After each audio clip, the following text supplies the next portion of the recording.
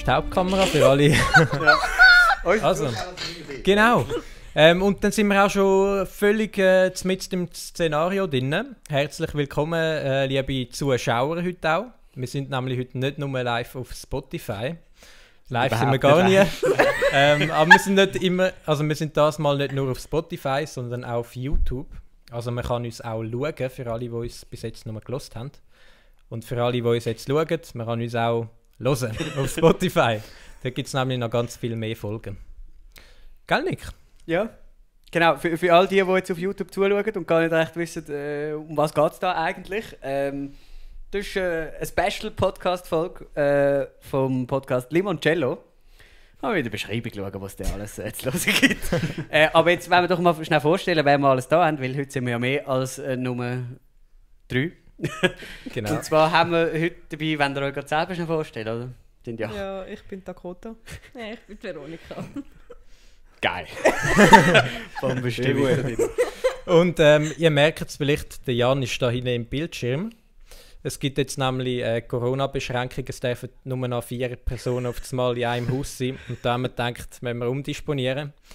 Und Jan, schön bist du da. Ich habe mich dann freiwillig gemeldet, zum Verzichten auf das Erlebnis. Genau. Weil halt nur noch 4 Leute in einem Zimmer dürfen sein. Nein, ist natürlich Quatsch. Ich bin letzte Woche in Quarantäne und tue jetzt aus Selbstschonungsgründen mich nicht schon wieder da unter die Leute werfen. Genau, das hat eigentlich nur mit dem zu tun. Und auch zum andere Leute im Haushalt ein bisschen schützen. Aus Respekt auch. Geil. Also, zum vielleicht schnell aufs Thema kommen. Wir haben die Folge lang angekündigt. Die heisst ja «Catch Me». Und für alle, die den Kinofilm gesehen haben, den «Catch Me»-Film, es geht dort im Grunde genommen, um was geht es dort genau? Wer will das erklären? Das ist ein gesprächiger junger Mann. Dort geht es darum, dass, ich weiß nicht wie viele Freunde, 5. 5 Freunde miteinander Fangis spielen. Seit klein auf. Und das haben sie eigentlich bis ins Erwachsenenalter durchgezogen. Und wir haben in der Ferien gedacht, komm, wir setzen das um. Und haben das dann gemacht. Was sind die Regeln, Veronika? Ja. Wir haben ja eine ganze Regelliste gemacht, wo wir sogar alle unterschrieben haben. Also der Micha mit einem X. Wir haben 2 Wochen, also alle halbe Jahr 2 Wochen, wo wir spielen. Und wir haben Pausen eingebaut, dass wenn irgendjemand irgendwo anfährt und es nicht schafft, jemanden zu fangen, dann kann man eine 3-stündige Pause machen. Wenn man jemanden gefangen hat, dann hat man 6 Stunden Pause, also umgehen ist Katzendreck, so in dem Sinn. Was haben wir noch gehabt? Wir haben, glaube ich, noch irgendetwas gehabt. Die 3-Tages-Regelung haben wir. Ja, genau. Genau, es war so gewesen, wenn man jemanden innerhalb 3 Tagen nicht gefangen hätte als Fänger, dann hätte man verloren. Und was passiert, wenn man verliert, Nick? Wenn man nach 3 Tagen noch Fänger ist oder halt am Ende von diesen 2 Wochen, dann muss man alle zu einer schönen Nacht einladen, gut essen miteinander und muss das halt finanzieren und halt auch die Räumlichkeiten bieten. Genau. Und darum würde ich sagen... Also wir haben jetzt gerade die Nacht hinter uns, darum sind wir jetzt noch recht, wie soll ich sagen, vollgefressen. Gutes Raclette im Magen. Genau, aber im Verlauf von dem Podcast werden wir sicherlich auftauen. Bei wem das Essen ist, das wisst ihr jetzt natürlich noch nicht, ausser ihr kennt die Wohnung. Und ja, es war am Anfang so gewesen, dass der Fänger gezogen wurde. Also wir haben das ausgelöst und gezogen wurde ist da der Nick. Ja. Und ich will sagen, wir tun die Folge in 3 Akte strukturieren. Also die Vorbereitungsphase, nachher wer, wann, wie, wo gefangen ist und dann vielleicht noch so, was schon noch hinten durchgelaufen ist. Oder bin ich da total falsch? Das ist okay für mich. Machen wir so. Gibt es überhaupt irgendeine Vorbereitungsphase, die ihr gehabt habt? Also ich glaube beim Jan noch am ehesten, oder? Hä, was Vorbereitungsphase? Ja, also Entschuldigung, bei dir hat die halt Nachbarschaft gewusst, dass du da... Ich habe meine Nachbarn nicht informiert. Ich habe meine Eltern informiert und 2 oder 3 Kollegen informiert, um was es geht. Und in welchem zeitlichen Rahmen war das gewesen? Und wann hast du die ganze Zeit informiert? Also meine Kollegen habe ich während unserer Ferien informiert. Ach schon? Nachdem wir entschieden haben... Ja, schon nachdem wir gesagt haben, wir machen das. und meine Eltern halt sobald ich daheim war. Ja. Uns So blockiert gross hast du auch sind noch. die, so gross sind die anderen. Ja, genau. Auf den sozialen Medien hat er uns noch blockiert. Aber zu dem später, gell? Ja, nein, das hat er auch schon mit den Zevi-Dings. Hast du auch schon vorher gemacht. In der Genau, Ferien. weil ja klar war im Voraus, dass ich während dieser Zeit in einem Lager bin, habe ich mit dem Zefi Wetzike Instagram-Account euch alle blockiert. Und mit dem eigenen aber auch. Zumindest Ja, das war nachher während der Phase gewesen. Ja, genau. Genau, der Jan hat ganz viele falsche Fährten gelegt. Aber dazu später mehr. Eine. Eine, wie er sagt, ganz viel, wie ich sage. Das kann man so oder so sehen. Ja. Habt ihr euch auch Ja, ich bin nicht der vorbereitet? Einzige mit falschen Fährten, aber ist ja gleich. Dazu später mehr. Ja, voll. Bei der Veronika ist es so, sie hat ihre Kollegen informiert, weil, da kann ich später auch etwas dazu sagen. Du hast auch falsche Fährten nicht unbedingt gelegt, aber deine Kollegen sind nicht so auskunftswillig gewesen.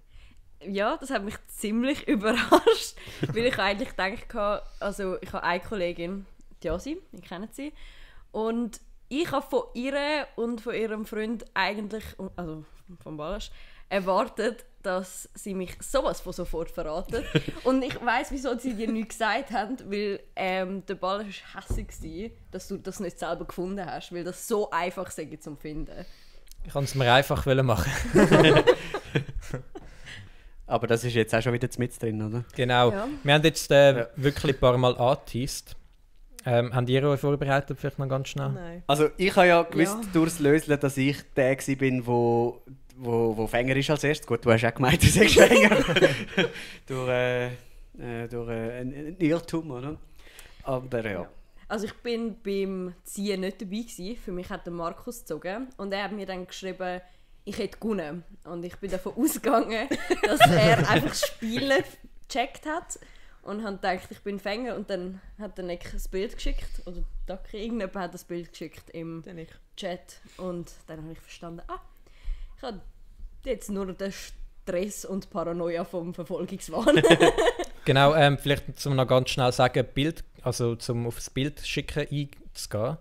Der Plan war, wenn man jemanden fängt, dass man dann ein Selfie mit dieser Person macht. Oder das vielleicht sogar noch filmt und dann in den Gruppenchat schickt. Damit man dann weiss, wer Fänger ist. Aber in der ersten Runde hat man halt nicht gewusst, wer Fänger ist.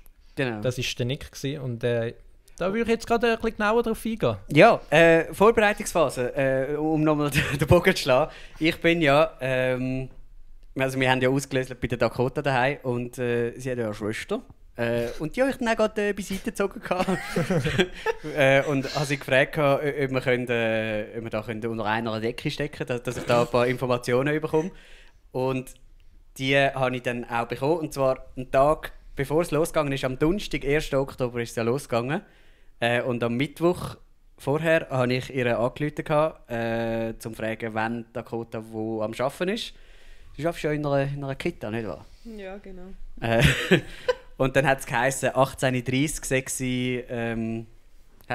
sie fertig. Und dann habe ich gedacht, ich könnte mich ja, also ich habe dann so Verkleidung geholt im Zefi-Haus bei uns.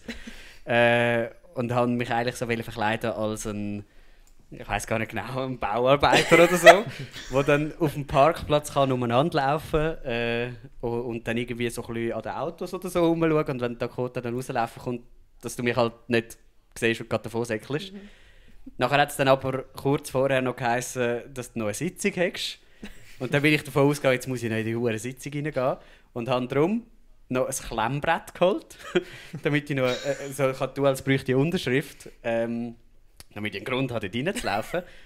Und bin dann, als ich das Zeug angelegt habe, so ein bisschen weiter weg von dem Gebäude, habe ich dann gemerkt, dass mir das alles viel zu klein ist, die ganze Verkleidung.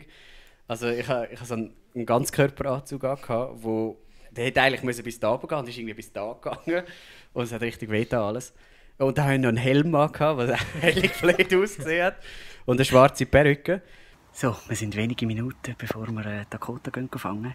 Jetzt habe ich folgendes Problem. Zum einen, die Brille steht die ganze Zeit da. Ich sehe ihn fast nicht und ich muss sie ja nachher noch fangen. Das zweite Problem ist das Kostüm. Das ist ja so dermaßen viel zu klein, dass es mir ziemlich im Schritt wehtut. Bei jedem Schritt, gell? Ich kann gar nicht rennen, falls ich ihr nachrennen. Aber du, das kommt gut. He? Und mit dem bin ich dann dort hingegangen und es war aber alles offen gewesen, was ich eigentlich schon angefunden habe, weil ich wollte eigentlich läuten und nicht einfach reinplatzen. Und darum habe ich dann auch geläutet und gewartet. Was eigentlich komisch ist, weil sonst ist immer geschlossen. Ausser an diesem Tag war die Tür offen. Wegen dieser Sitzung wahrscheinlich, oder? Nein, auch sonst sollte es eigentlich immer zu sein. Auf jeden Fall. Na gut. Auf jeden Fall habe ich geläutet und irgendwie ist dann niemand gekommen. Und dann habe ich nochmal geläutet und dann ist dann eine Mitarbeiterin von euch hergekommen, die mich sehr komisch angeschaut hat. Da war dann der Fall klar gewesen, dass die Verkleidung nicht so gut ist. Und dann habe ich so gefragt, ob Dakota da ist, für eine Unterschrift. Und sie hat dann gesagt, sie gehen sie holen. Was ist dann passiert? Ja, also eben, ich bin vor der Sitzung noch an sonst einer Besprechung gewesen, und dann hat es eben geläutet und wir haben uns schon gewundert, warum es läutet, weil alle, die an die Weiterbildung gekommen sind, wissen eigentlich, dass sie einfach reinkommen können. Nachher haben wir eben, darum hast du so zweimal läuten, weil ich gedacht habe, ja, die kommen jetzt dann schon rein. Nachher hat es nochmal geläutet, nachher hat unser Lehrling, also sie hat dann gesagt, sie geht schon runter schauen. Nachher kommt sie auf und sagt, da kommt da vor der Tür ist einer so mit so schwarzen Haaren, mit so einem blauen Anzug. Dann habe ich so, hä? Ich kann erstens nie, mit ganz blauen Augen, hat sie noch gesagt. Ich so, hä? Ich kenne, glaube ich, niemanden, der so ein bisschen längere schwarze Haare hat. Also kurz, aber ein bisschen. Und dann habe ich so, okay, ja, ich gehe runterschauen. Am Morgen habe ich schon daran gedacht, dass es anfängt, aber irgendwie durch den Tag habe ich es völlig vergessen. Und bin dann runtergekommen.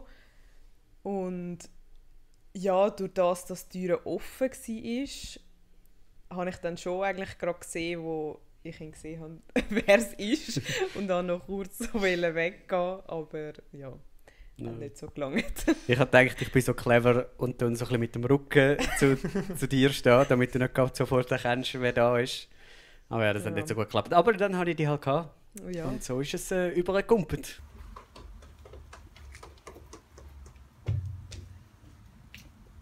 Hallo. Hallo. Ich suche Dakota Bosshardt. Ja. Ist die rum? Ja, Könnte sie schnell runterkommen? ja, sicher. Ich kann Ihnen sagen. Ist Danke gut. vielmals.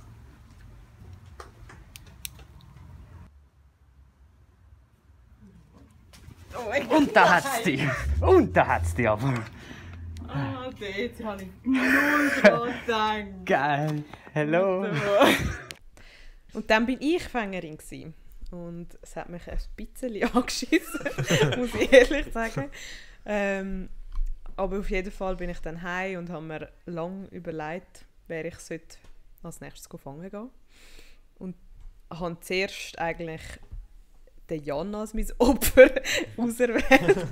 Stimmt, der ist ja auch noch da. Weil ich einfach gefunden habe, ja gut, er geht am Samstag ins Lager. Und habe gedacht, ja, vielleicht, weiss auch nicht, vielleicht finde ich irgendetwas raus, wenn sie den Treffpunkt haben, bevor sie ins Lager gehen. Oder weiss Gott was. Und habe wirklich ihn ein bisschen probiert zu stalken. Und habe auch seinen Kollegen geschrieben. Die haben mir keine Antwort gegeben. Also, Wohl einer hat doch, dann während dem Lager Antwort ja, gegeben. später haben sie dann, Wo sie nicht mehr Fängerin war, haben sie mir dann geantwortet. Auf jeden Fall habe ich mich ein bisschen Aber was, mehrere Kollegen, oder was? zwei nehmen. Vom Aber ja, einen weiss ich es, vom anderen Der Joel weiss ich weisst du, oder? Joel und, wie heisst er? Ich weiss nicht mehr. es. Ja, der Joel weiss ich. Aber, Ja, ich glaube einer, der ist- gar nicht mit ihr im Lager war. Aber er ist auch in der Zürich. Auf jeden Fall, egal. Habe ich mich ein bisschen mit meiner Mami zusammengetan. Und sie hat dann am Jan seine Mami geschrieben. Und so ein bisschen, halt logischerweise nicht einfach so, ja, Dakota will wissen, wo er im Lager ist, sondern ja, sie und der Markus wollen ihn besuchen im Lager. Also viel mehr Sinn Die macht. Nachricht ist sofort an mich weitergekommen. Und Es ist, das haben wir wahrscheinlich keine schon Minute gegangen, bis die vermutet, Nachricht dass... weitergeleitet worden ist. Was? Ja, die Nachricht ist sofort an mich weitergeleitet worden. Ja, das haben wir stark vermutet, weil sie etwa eine halbe Stunde gebraucht hat, um zurückzuschreiben und sie es zuerst gelesen hat und nachher nicht zurückgeschrieben hat. Auf jeden Fall hat sie dann eine Nachricht geschrieben. Was hat sie für einen Ort gesagt? Toggenburg. Toggenburg, Wildhaus. Wildhaus, genau. Dass er in Wildhaus ist. Und ich habe wirklich den ganzen Abend, ich glaube, wann war das? Den ganzen Freitagabend damit verbracht, um das Lagerhaus in Wildhaus zu finden. Nein, das war am Samstag, als wir schon im Lagerhaus waren und ich bin mit meinem zweiten Instagram-Account bin ich seine Den ich vergessen habe. Der hat dann nämlich nicht blockiert. Seine Bilder, wo sie halt auf Cefi Wetzike in die Story gepostet haben, vom Lagerhaus und von der Reise. Und bin wirklich den ganzen Abend am Schauen gewesen, wo das könnte sein. In Wildhaus. Auf jeden Fall habe ich es dann nicht gefunden. Und habe dann, weil ich ja nur 3 Tage Zeit hatte zum Fangen, habe ich dann eine andere Möglichkeit müssen finden und habe mich dann für den Micha entschieden, um auf Luzern zu gehen, ihn gut zu fangen. Und dort hatte ich eigentlich nicht wirklich einen Plan gehabt. Ich habe einfach also ich und meine Familie haben einfach gedacht, ja, wir verbinden es gerade mit einem Familienausflug und gehen auf Luzern. Sind dann am Nachmittag irgendwann sind wir dann losgefahren und sind zu ihm angefahren. Und zuerst habe ich mit meiner Nichte überlegt, dass sie sich vielleicht auch verkleiden könnte und als Mädchen rufen, die irgendetwas verkauft. Dass er wenigstens die Tür aufmacht. Auf jeden Fall haben wir das dann irgendwie sein lassen, weil wir gar keine Verkleidung oder so für sie hatten. Und aber hat sie sich getraut? Ja, sie hat gesagt, sie macht es. Aber ob sie es dann wirklich gemacht hätte, ist die andere Frage. Auf jeden Fall ist die Tür aber zum Glück unten beim Block offen gewesen, also haben wir gar nicht müssen läuten und sind dann zu seiner Haustür und haben meine Mami hat sich dann unten an der Tür versteckt und geläutet und ich an der Wand vom Stegenhaus eigentlich habe ich mich angedrückt und denkt, er sieht mich nicht. Auf jeden Fall haben wir dann geläutet und er hat durch das Guckloch geschaut und hat mich gesehen und hat gesagt, dass er nicht aufmacht, wenn ich ihn fange. Und ich habe dann einfach keine Antwort gegeben, weil ich dachte, ich gebe einfach keine Antwort. Nachher hat er gedacht, ich höre ihn nicht. Und er hat es dann nochmal gesagt und dann die Türen ein bisschen aufmachen und es nochmal sagen. Und da meine Mami unten dran war, hat sie gerade aufdrücken und ich ihr helfen. Und ja, so habe ich dich dann fangen. Soll ich meine Version von der Geschichte erzählen? Ja. Das war die erste dumme Entscheidung von vielen von uns. Ja. Also bei diesen Geschichten merkt man, wie arrogant man selber ist. Also ich habe richtig gemerkt, wie arrogant ich bin. Ich bin auf dem Bett gelegen, in der Unterhose, und habe einen Film geschaut und Chicken Nuggets gegessen. Und in meiner Wohnung war ein riesiges Ghetto. Und ich habe sogar noch irgendwie geahnt, dass Daki könnte nach Luzern kommen. Nachher hat es geklingelt und ich habe gedacht, gut, das ist sie, weil wieso sollte sonst jemand bei mir läuten? So viele Leute kenne ich jetzt auch nicht in Luzern. Nachher bin ich zum Guckloch gegangen und dort habe ich gesehen, Daki an der Wand stehen. Aber ich habe Gabriela, also das ist die Mutter von der Daki, habe ich nicht gesehen, dass sie unten an der Tür geknündelt ist. Und nachher habe ich eben, wie gesagt, gerufen, Daki, ich lade dich nicht rein. Und dann habe ich eben gedacht, du hast mich nicht gehört. Und ich habe ja Gabriela nicht gesehen und gedacht, wenn ich die Tür einen Spalt aufmache und ihr das sage, kann ich auch wieder zurückdrücken. Weil ich nicht gedacht habe, dass von unten jemand drückt. Dann habe ich einen Spalt aufgemacht und zack, sind sie drinnen gewesen.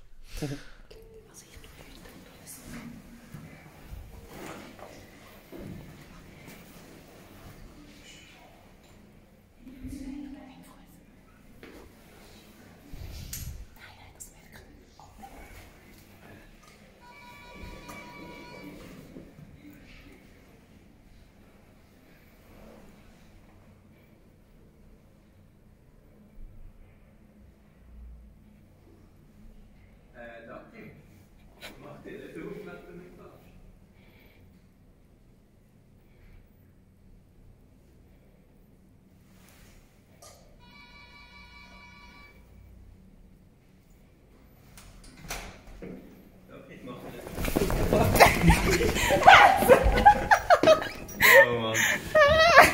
Ist jetzt richtig dämlich. Dann hat es einen schönen Familienausflug gegeben. Genau, und nachher sind wir noch ein bisschen Schiff fahren. Go Glasse essen. Genau. Weil ja eben die 6 Stunden gelten.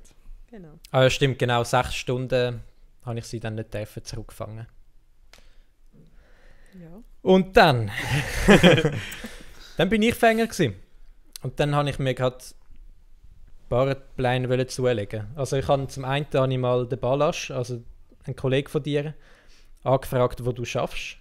Gleichzeitig habe ich in Erfahrung gebracht, wo der Nick gerade unterwegs ist. Ja, mein Vater hat es einfach verraten. Weil er hat müssen für die Jonamo-Messe, darf man das sagen? Ja, Ich glaube ja. schon.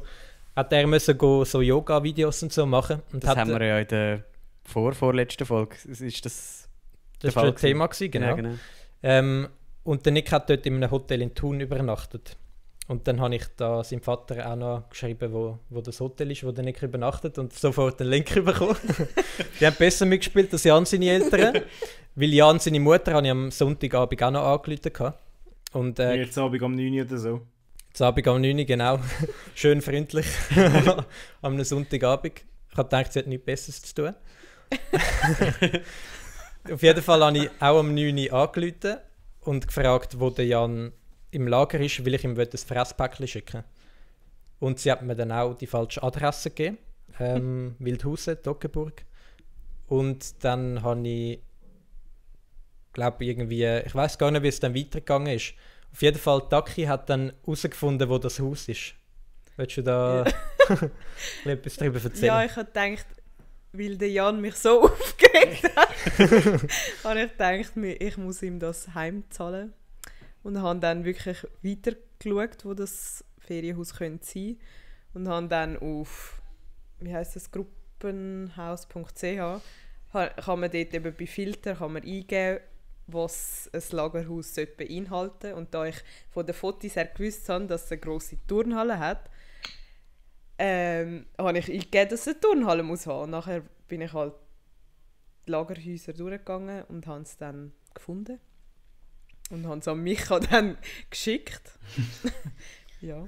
Genau, ich habe dann wirklich lange hin und her überlegt, ob ich dort wirklich hinfahre. Weil das ist, man muss vielleicht noch sagen, im französischen Teil von der Schweiz. Jan, wo bist du genau im Lager gewesen? Im Berner Jura war es, in Reconvilliers. Reconvilliers, genau. Aber schon. Ja, das klingt charmant.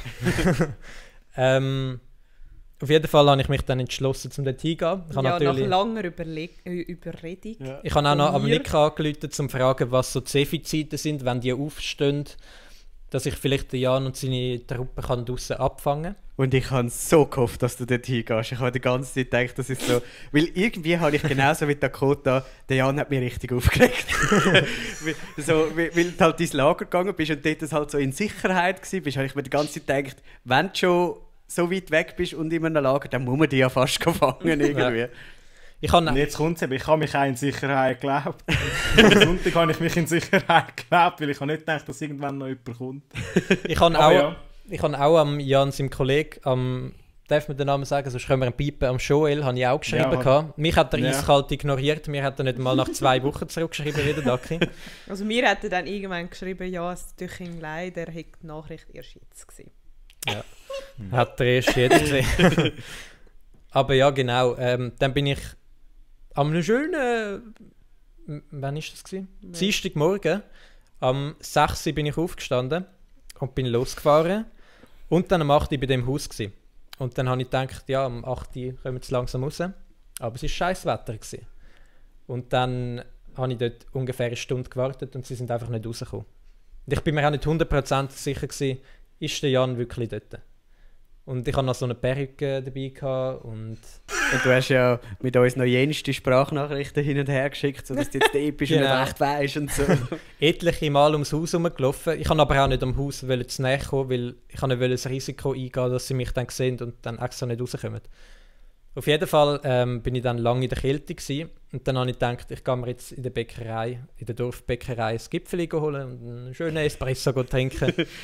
Und dann bin ich ein bisschen ins Plaudern gekommen mit der Bäckereidame und habe gefragt, ob ein Zefi da letztens unterwegs war. Und die hat mir dann gesagt, ja, der Zefi Wetziger ist gestern Brot holen. Hat sie euch eiskalt verraten, Jan. Hey, aber die Sprachnachrichten, die ihr da hin und her geschickt habt, kann man die nachher auch mal irgendwo hören? Können wir die noch einblenden? Die können wir auch noch einblenden, ja. Wir haben so richtigen Film daraus gemacht. Sie sind vielleicht ein bisschen gemein gegen dich, Jan. Ja, aber es ist ja logisch, nicht? Mit dem habe ich ja irgendwie rechnen, wenn ich mich so abschotte.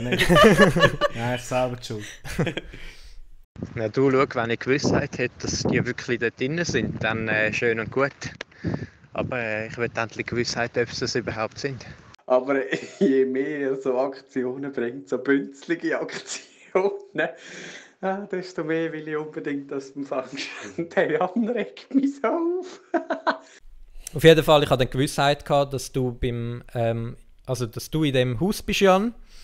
Und bin dann nochmal zu dem Haus gelaufen. Also das ist so auf einem kleinen Hocker oben gestanden. Und dann hat es dort, also es ist ja ein riesen Areal. Und dann hat es dort... Das ist riesig, ja. Ja? Ja, ist gleich. Genau, auf jeden Fall hat es dort so ein Auto gehabt, das parkiert hat. Und dort hat es so 2 Berner Typen gehabt, so um die 30 herum, so 30 und 40. Und die haben gerade ihr Velo ausgepackt. Und ich habe gedacht, ich muss jetzt irgendwie in das Haus rein, weil der Jan, der wird nicht mehr rauskommen. Also ich nehme an, die haben Indoor-Programm. Nachher habe ich die Velofahrer gefragt, ob sie echt könnten ein Platzrad vortäuschen. Also so, dass sie halt zum Zefi gehen, zu der Tür und sagen, haben die recht eine Velopumpe für uns, bei uns ist das Velo platt. Und dann haben sie zugestimmt. Das ist super, dass ihr mitmacht.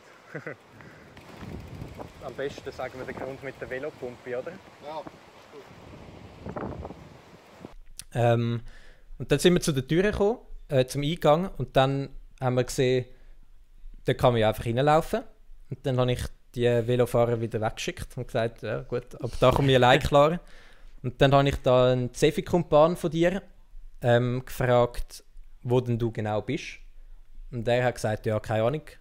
Und ich bin dort ja maskiert gewesen. Also die Perücke habe ich angehabt. Ja, gut. Die offensichtliche Perücke hast du angehabt. Sonnenbrille habe ich glaube ich nicht angehabt, genau. Aber Kapuze glaube ich noch oben. Und nachher hat er mich dann runtergeführt zu dir und dann habe ich die in einem Karacho gefangen. Ist gut. Also das Problem war eben, ich habe das Handy, ich habe das Video laufen lassen und das Handy so in meine Brusttasche rein da. Aber nach 2 Minuten hat es gestoppt. Ich weiß nicht, ob es am Handy liegt, ob das nach 2 Minuten automatisch aufhört zu filmen oder ob ich irgendwie blöd drangekommen bin. Aber das Fangen selber habe ich dann leider eben genau nicht mehr gefilmt. Das war dann ein bisschen blöd gewesen.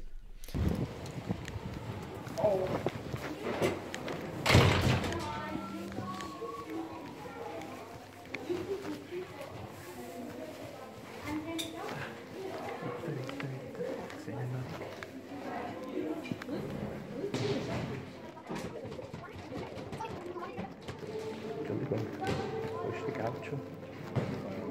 Der Gaucho? Könntest du mir echt helfen suchen? Ja, wer bist du? Ich bin der Kollege von ihm. Okay. Ja, kannst du mal oben warten. Darf ich jetzt schnell mitkommen? Aber auf jeden Fall willst du weiter erzählen, wie das aus deiner Perspektive abgelaufen ist, Jan? Ja, wir sind im Schlafraum am Besprechen gewesen, was wir eigentlich jetzt den ganzen Tag machen, weil wie man das halt so macht. Und dann auf das Mal kommt irgend so ein komischer ins Zimmer zu rennen. Also berührt mich. Ihr seid mit in einer Besprechung gewesen? Ja. Ich habe mich dort am Dienstag schon so in Sicherheit gelebt, dass ich gar nicht damit gerechnet habe, dass einer kommt. Und dann natürlich das komplett vergessen gehabt, dass das Teil eigentlich noch läuft. Und dann kommt plötzlich so ein komischer Typ ins Zimmer gestürzt, berührt mich, kommt mit seinem vollen Gewicht auf mich, berührt mich und geht wieder.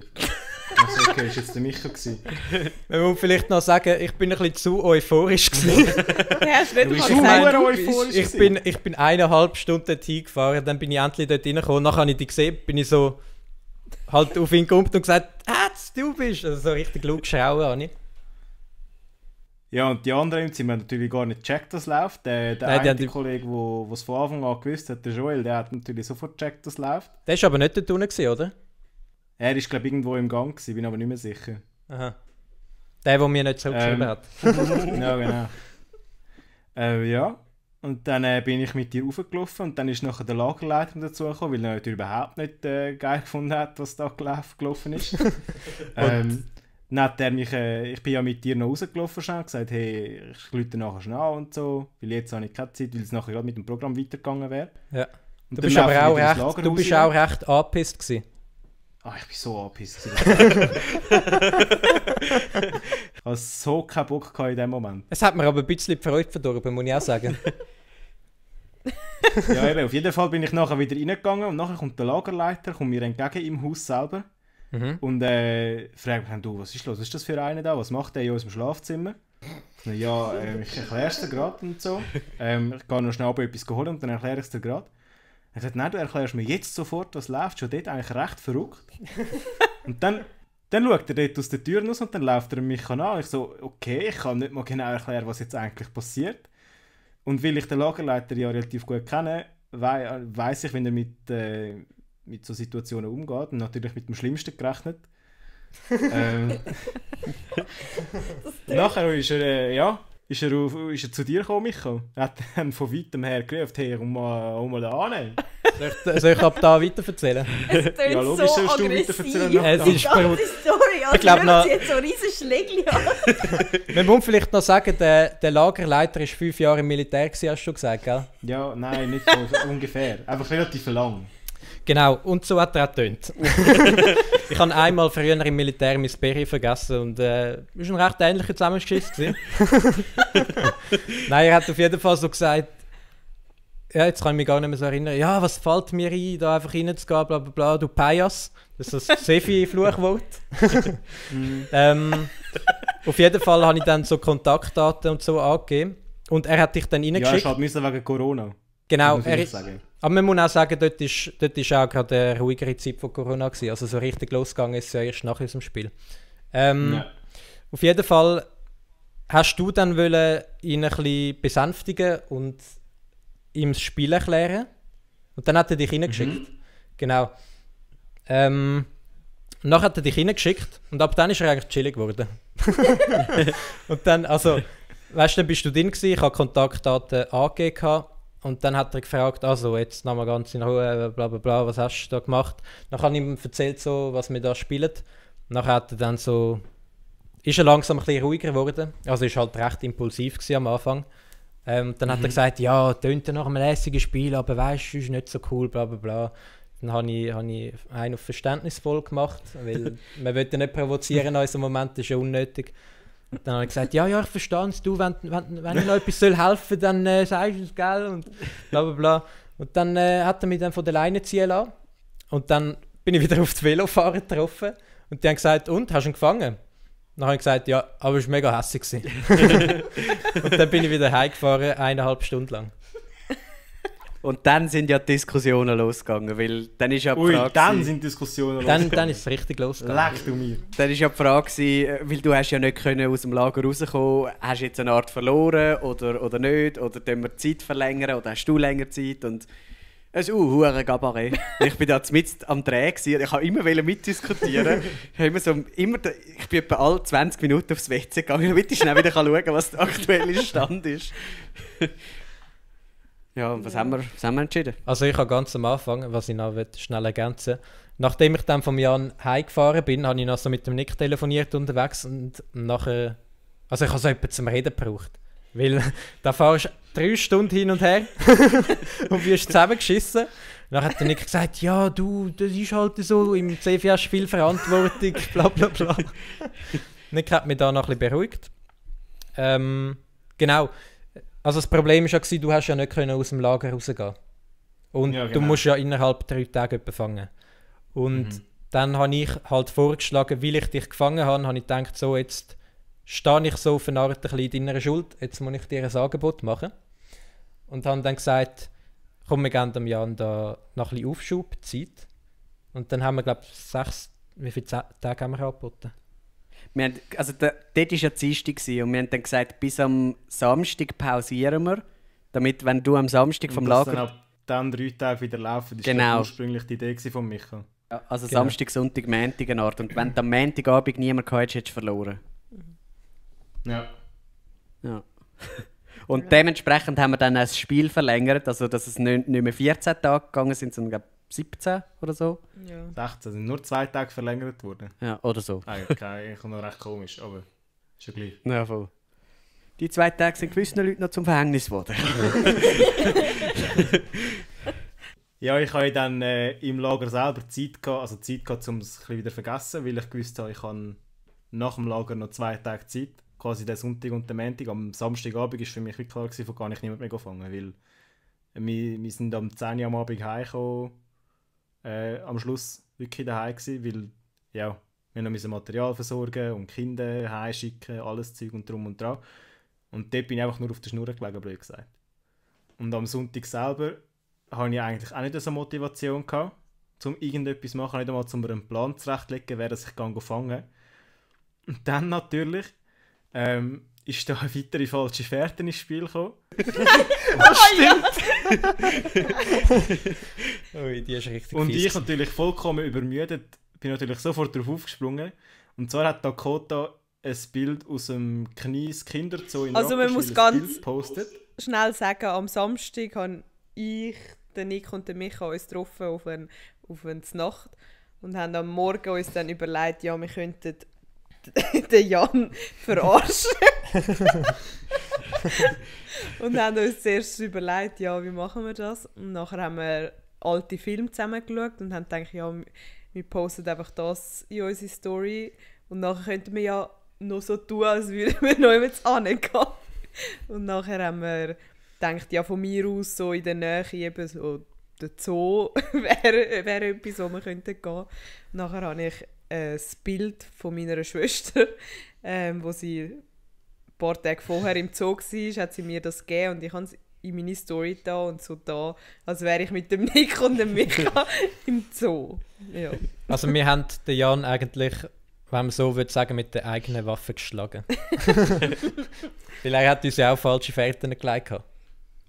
Ja, aber ich glaube, Gabriele hat euch am Samstagabend noch recht verarscht, wenn ich nachher in Oh ja, genau. Ja, aber das sind ja Geschichten, die nachher noch dazukommen, am Schluss, oder? So ein bisschen, was hintendurch noch gelaufen Ach, ist, mit oder noch. nicht? Wir können ja noch Paranoia-Geschichten, ein ne? Fazit davon geben, wie paranoid wir geworden sind. Nachher bist dann du auf zu dem jeden Zoo, Fall, hä? ich natürlich ins Auto gestiegen, was Guichon Sache gefahren auf den Parkplatz. Aber natürlich nicht richtig parkiert, weil ich habe nicht gewusst, wenn ich parkiere, muss ich dann Gebühren zahlen oder nicht. Das war das einzige Problem. Ja, dann ist da irgend so einer komisch rumgelaufen, hat damals ein bisschen geschaut, dann bin ich wieder weggefahren. Die Straße hin und her, wieder zurück, wieder 5 Minuten angehalten. Und immer geschaut, sind sie irgendwo, sehe ich das Auto irgendwo. Aber dann noch überlegt, wenn das Auto nicht ist, hätten sie auch mit dem Zug kommen können. Was irgendwie komisch gewesen wäre, weil ich fahre nicht gerne Zug. Auf jeden Fall war dann irgendwann 7 Uhr am Abend oder so. Und ich habe gefunden, gut, das bringt nichts mehr, ich gehe jetzt. Wie lange bist du dort gewesen? 2 Stunden bin ich dort gewesen. Ui. Und immer im Auto hin und her gefahren? Ja, ich bin auch mal ausgestiegen und bin ein bisschen rumgelaufen, aber eben, wir sind ja nie rausgekommen. Also ich habe noch nie gesehen und noch nie gefunden, gut, es bringt jetzt nichts mehr. Und noch witziger wäre es ja gewesen, wenn du in so reingegangen wärst. Das habe ich mir zuerst überlegt, aber das habe ich dann gedacht, verpasse ich euch vielleicht eben noch mehr, weil beim Ausgang müsst ihr ja raus. Und wenn ich reingehe, dann ist die Chance, dass ich euch verpasse, viel grösser, weil ihr ja irgendwo durchkommt. Aber ich habe mir es auch überlegt, um in so reinzugehen, aber das habe ich dann nicht gemacht. Auf jeden Fall hat es mir dann am Sonntagabend recht angeschissen, bin heimgegangen und eigentlich nur ins Bett, also ich bin heimgekommen und ins Bett gelegen. Halt, weil ich auch noch vom Lager müde war und weil es mich angeschissen hat, um sonst noch irgendetwas zu machen. Und am Montag musste ich ja wieder ab PH müssen. Und ich habe dem Nick irgendwann geschrieben, hey, sind wir eigentlich wirklich im Kinderzoo gestern oder nicht? Und der Nick hat, dann, hat sich dann über eine Sprachmemo zuerst mal richtig lustig gemacht über mich. Aber hast du nie vorher irgendwie gedacht, es könnte irgendwie falsche Fährte sein? Ich habe ja So sogar, offensichtlich ich habe ja sogar beide markiert. Also ich müsste ja Also, richtig Ganz ehrlich, strohdumm in dem Moment denkst du nicht, dass das eine falsche Fährte könnte sein. Erstens bin ich müde gewesen, zweitens habe ich einfach die Chance ergreifen, falls es ja eine gewesen wäre. Wäre es ja wie blöd, wenn sich eine Chance ergibt und du sie nicht nutzt. Weil am Schluss hat sich ja gerade so gut herausstellen, dass ich nicht gehe und ihr gleich dort gewesen wäret. Was halt ein bisschen dumm gewesen wäre von dir, wenn du sie deine Story gepostet hättest. Aber das ist ja nochmal ein anderes Thema. Aber wie gesagt, lieber nutze ich eine Chance, wenn sie sich ergibt, als wenn ich sie einfach sein lasse und es nachher sich nicht lohnen kann. Nicht? Das könnte auch in so einem Glückskeks stehen. 1:1 so. Lieber ich ergreife eine Chance, wenn es eine gibt, als nicht. Also ich bin ja sowas von davon ausgegangen, dass du niemand mehr wirst fangen. Ich bin zu 100% davon überzeugt. Können wir noch ganz schnell die Sprachmemo einblenden, wo du da, Weil ich mich über ihn lustig mache. wenn das für alle okay ist. Ja.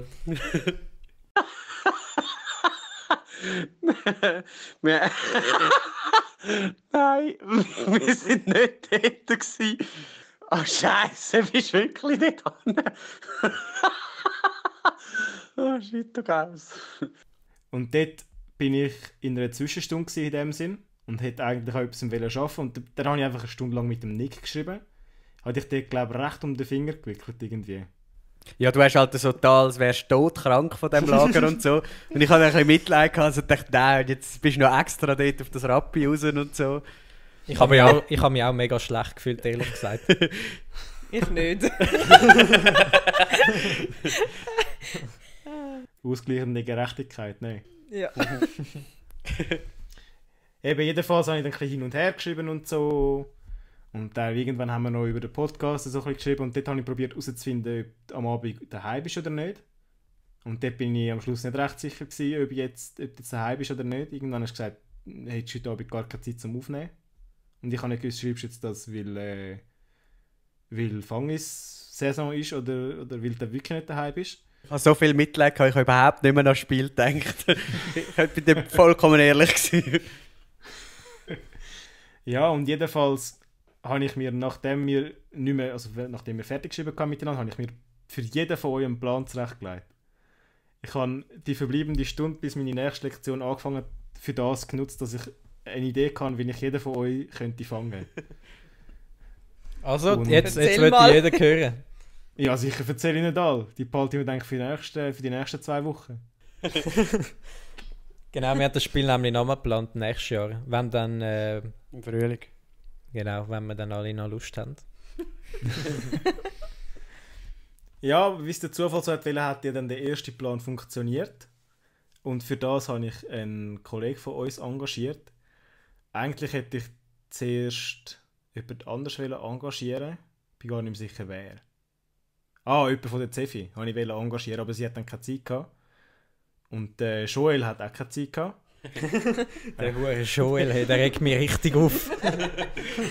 Der begegnet uns sicher einmal noch. Im nächsten Spiel dann. Jedenfalls, ja, vielleicht. Jedenfalls habe ich dann Merlin geschrieben, du Merlin, machst du heute Abend? Und der Merlin ist ein Kollege von uns, den wir aus dem Filmlager kennen. Der war auch mal im Podcast, gewesen, der 4. Folge. Ja, genau. Und dann hat er geschrieben, ja, er hat heute Abend noch Fahrstunde, nachher hat er nichts mehr gross vor, also heute Abend ein Bier nehmen, Mollis wäre er voll dabei. Also er ist davon ausgegangen, dass ich mit ihm in den Ausgang will. Am Montagabend. Das ist der Merlin. Und dann habe ich ihm aber nachher zurückgeschrieben, du nein, habe eigentlich anders vorgehabt. Muss heute Abend einen kleinen Amoklauf durchführen. Also ich habe, wie gesagt, ich habe dann gesagt, was die Sache ist, dass wir am Fangspielen sind und dass ich Pläne hätte für jeden von euch, ob ihr Lust habt, mir zu helfen. Das würde halt Sachen mega viel einfacher machen teilweise. Bei den einen Leuten hat es viele Sachen viel einfacher gemacht. Sagen Sie mal so. Und dann sind wir natürlich zuerst zu der Veronika gefahren, weil die Veronika wohnt am nächsten. Und ist als Einzige noch nie gefangen worden. Was? Und ist als Einzige noch nie gefangen worden. Ja, das war auch noch ein Punkt, warum wir zu der Veronika gegangen sind zuerst. Der Plan wäre eigentlich ursprünglich gewesen, dass der Merlin läutet und ich mich in einem Busch verstecke Und falls Veronika selber aufmacht, dass ich...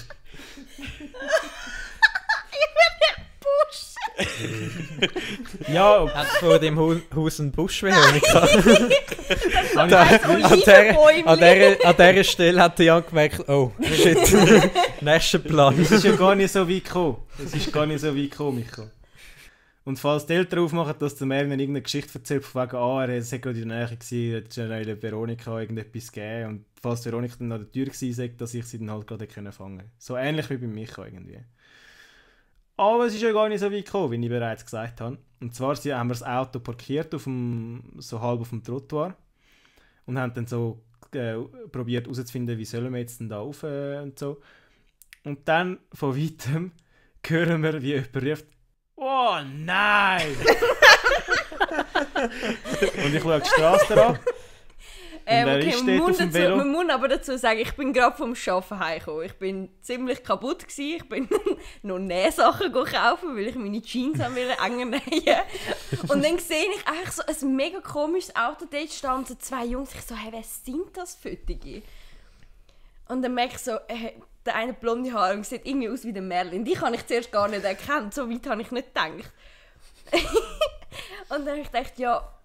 Also zuerst habe ich mir überlegt, wo ich wegfahren soll. Und dann bin ich gerade neben so einem Weg und ich dachte, ja easy, okay, da kann ich locker mit dem Velo anfahren. Ich meine, als würdest du so schnell rennen.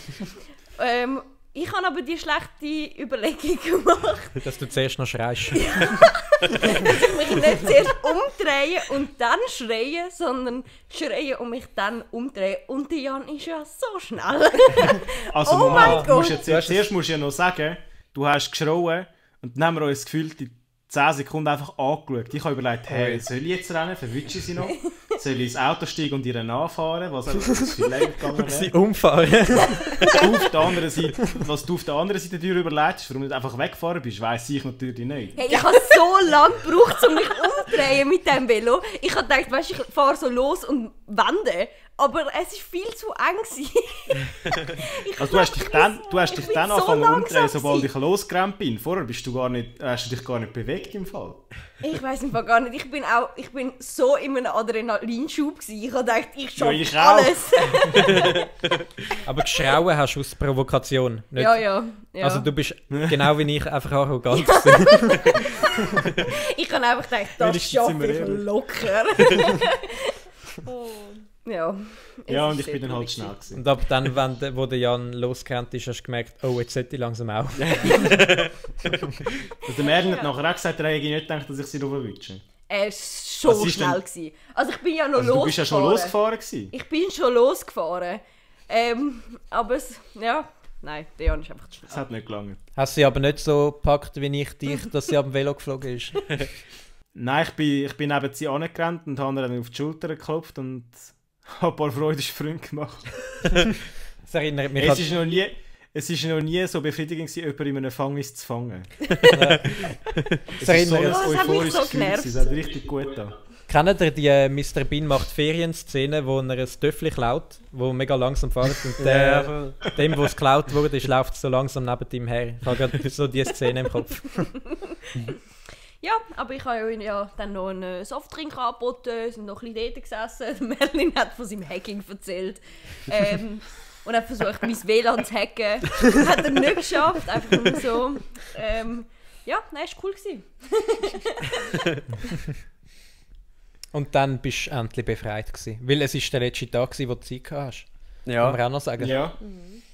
Also knapp ist es ist am Schluss knapp geworden, aber es hat, glaube noch gelangt. Auf Luzern hat es, glaube irgendwie nicht mehr gelangt am Schluss. Ja. Auf Luzern wäre nicht mehr zeitlich.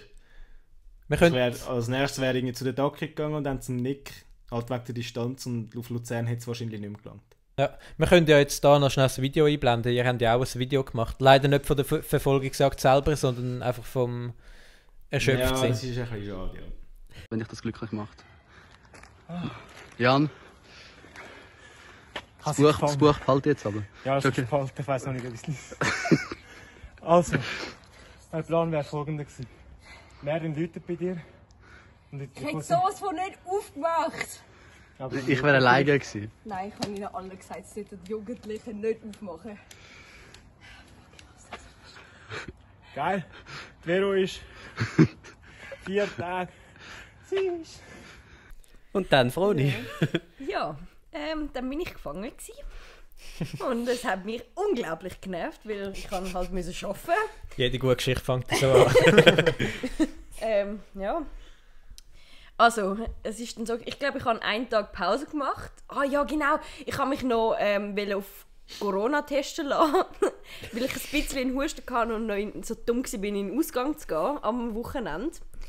Und da sind wir uns noch testen und dann am Abend aber schon das Ergebnis bekommen.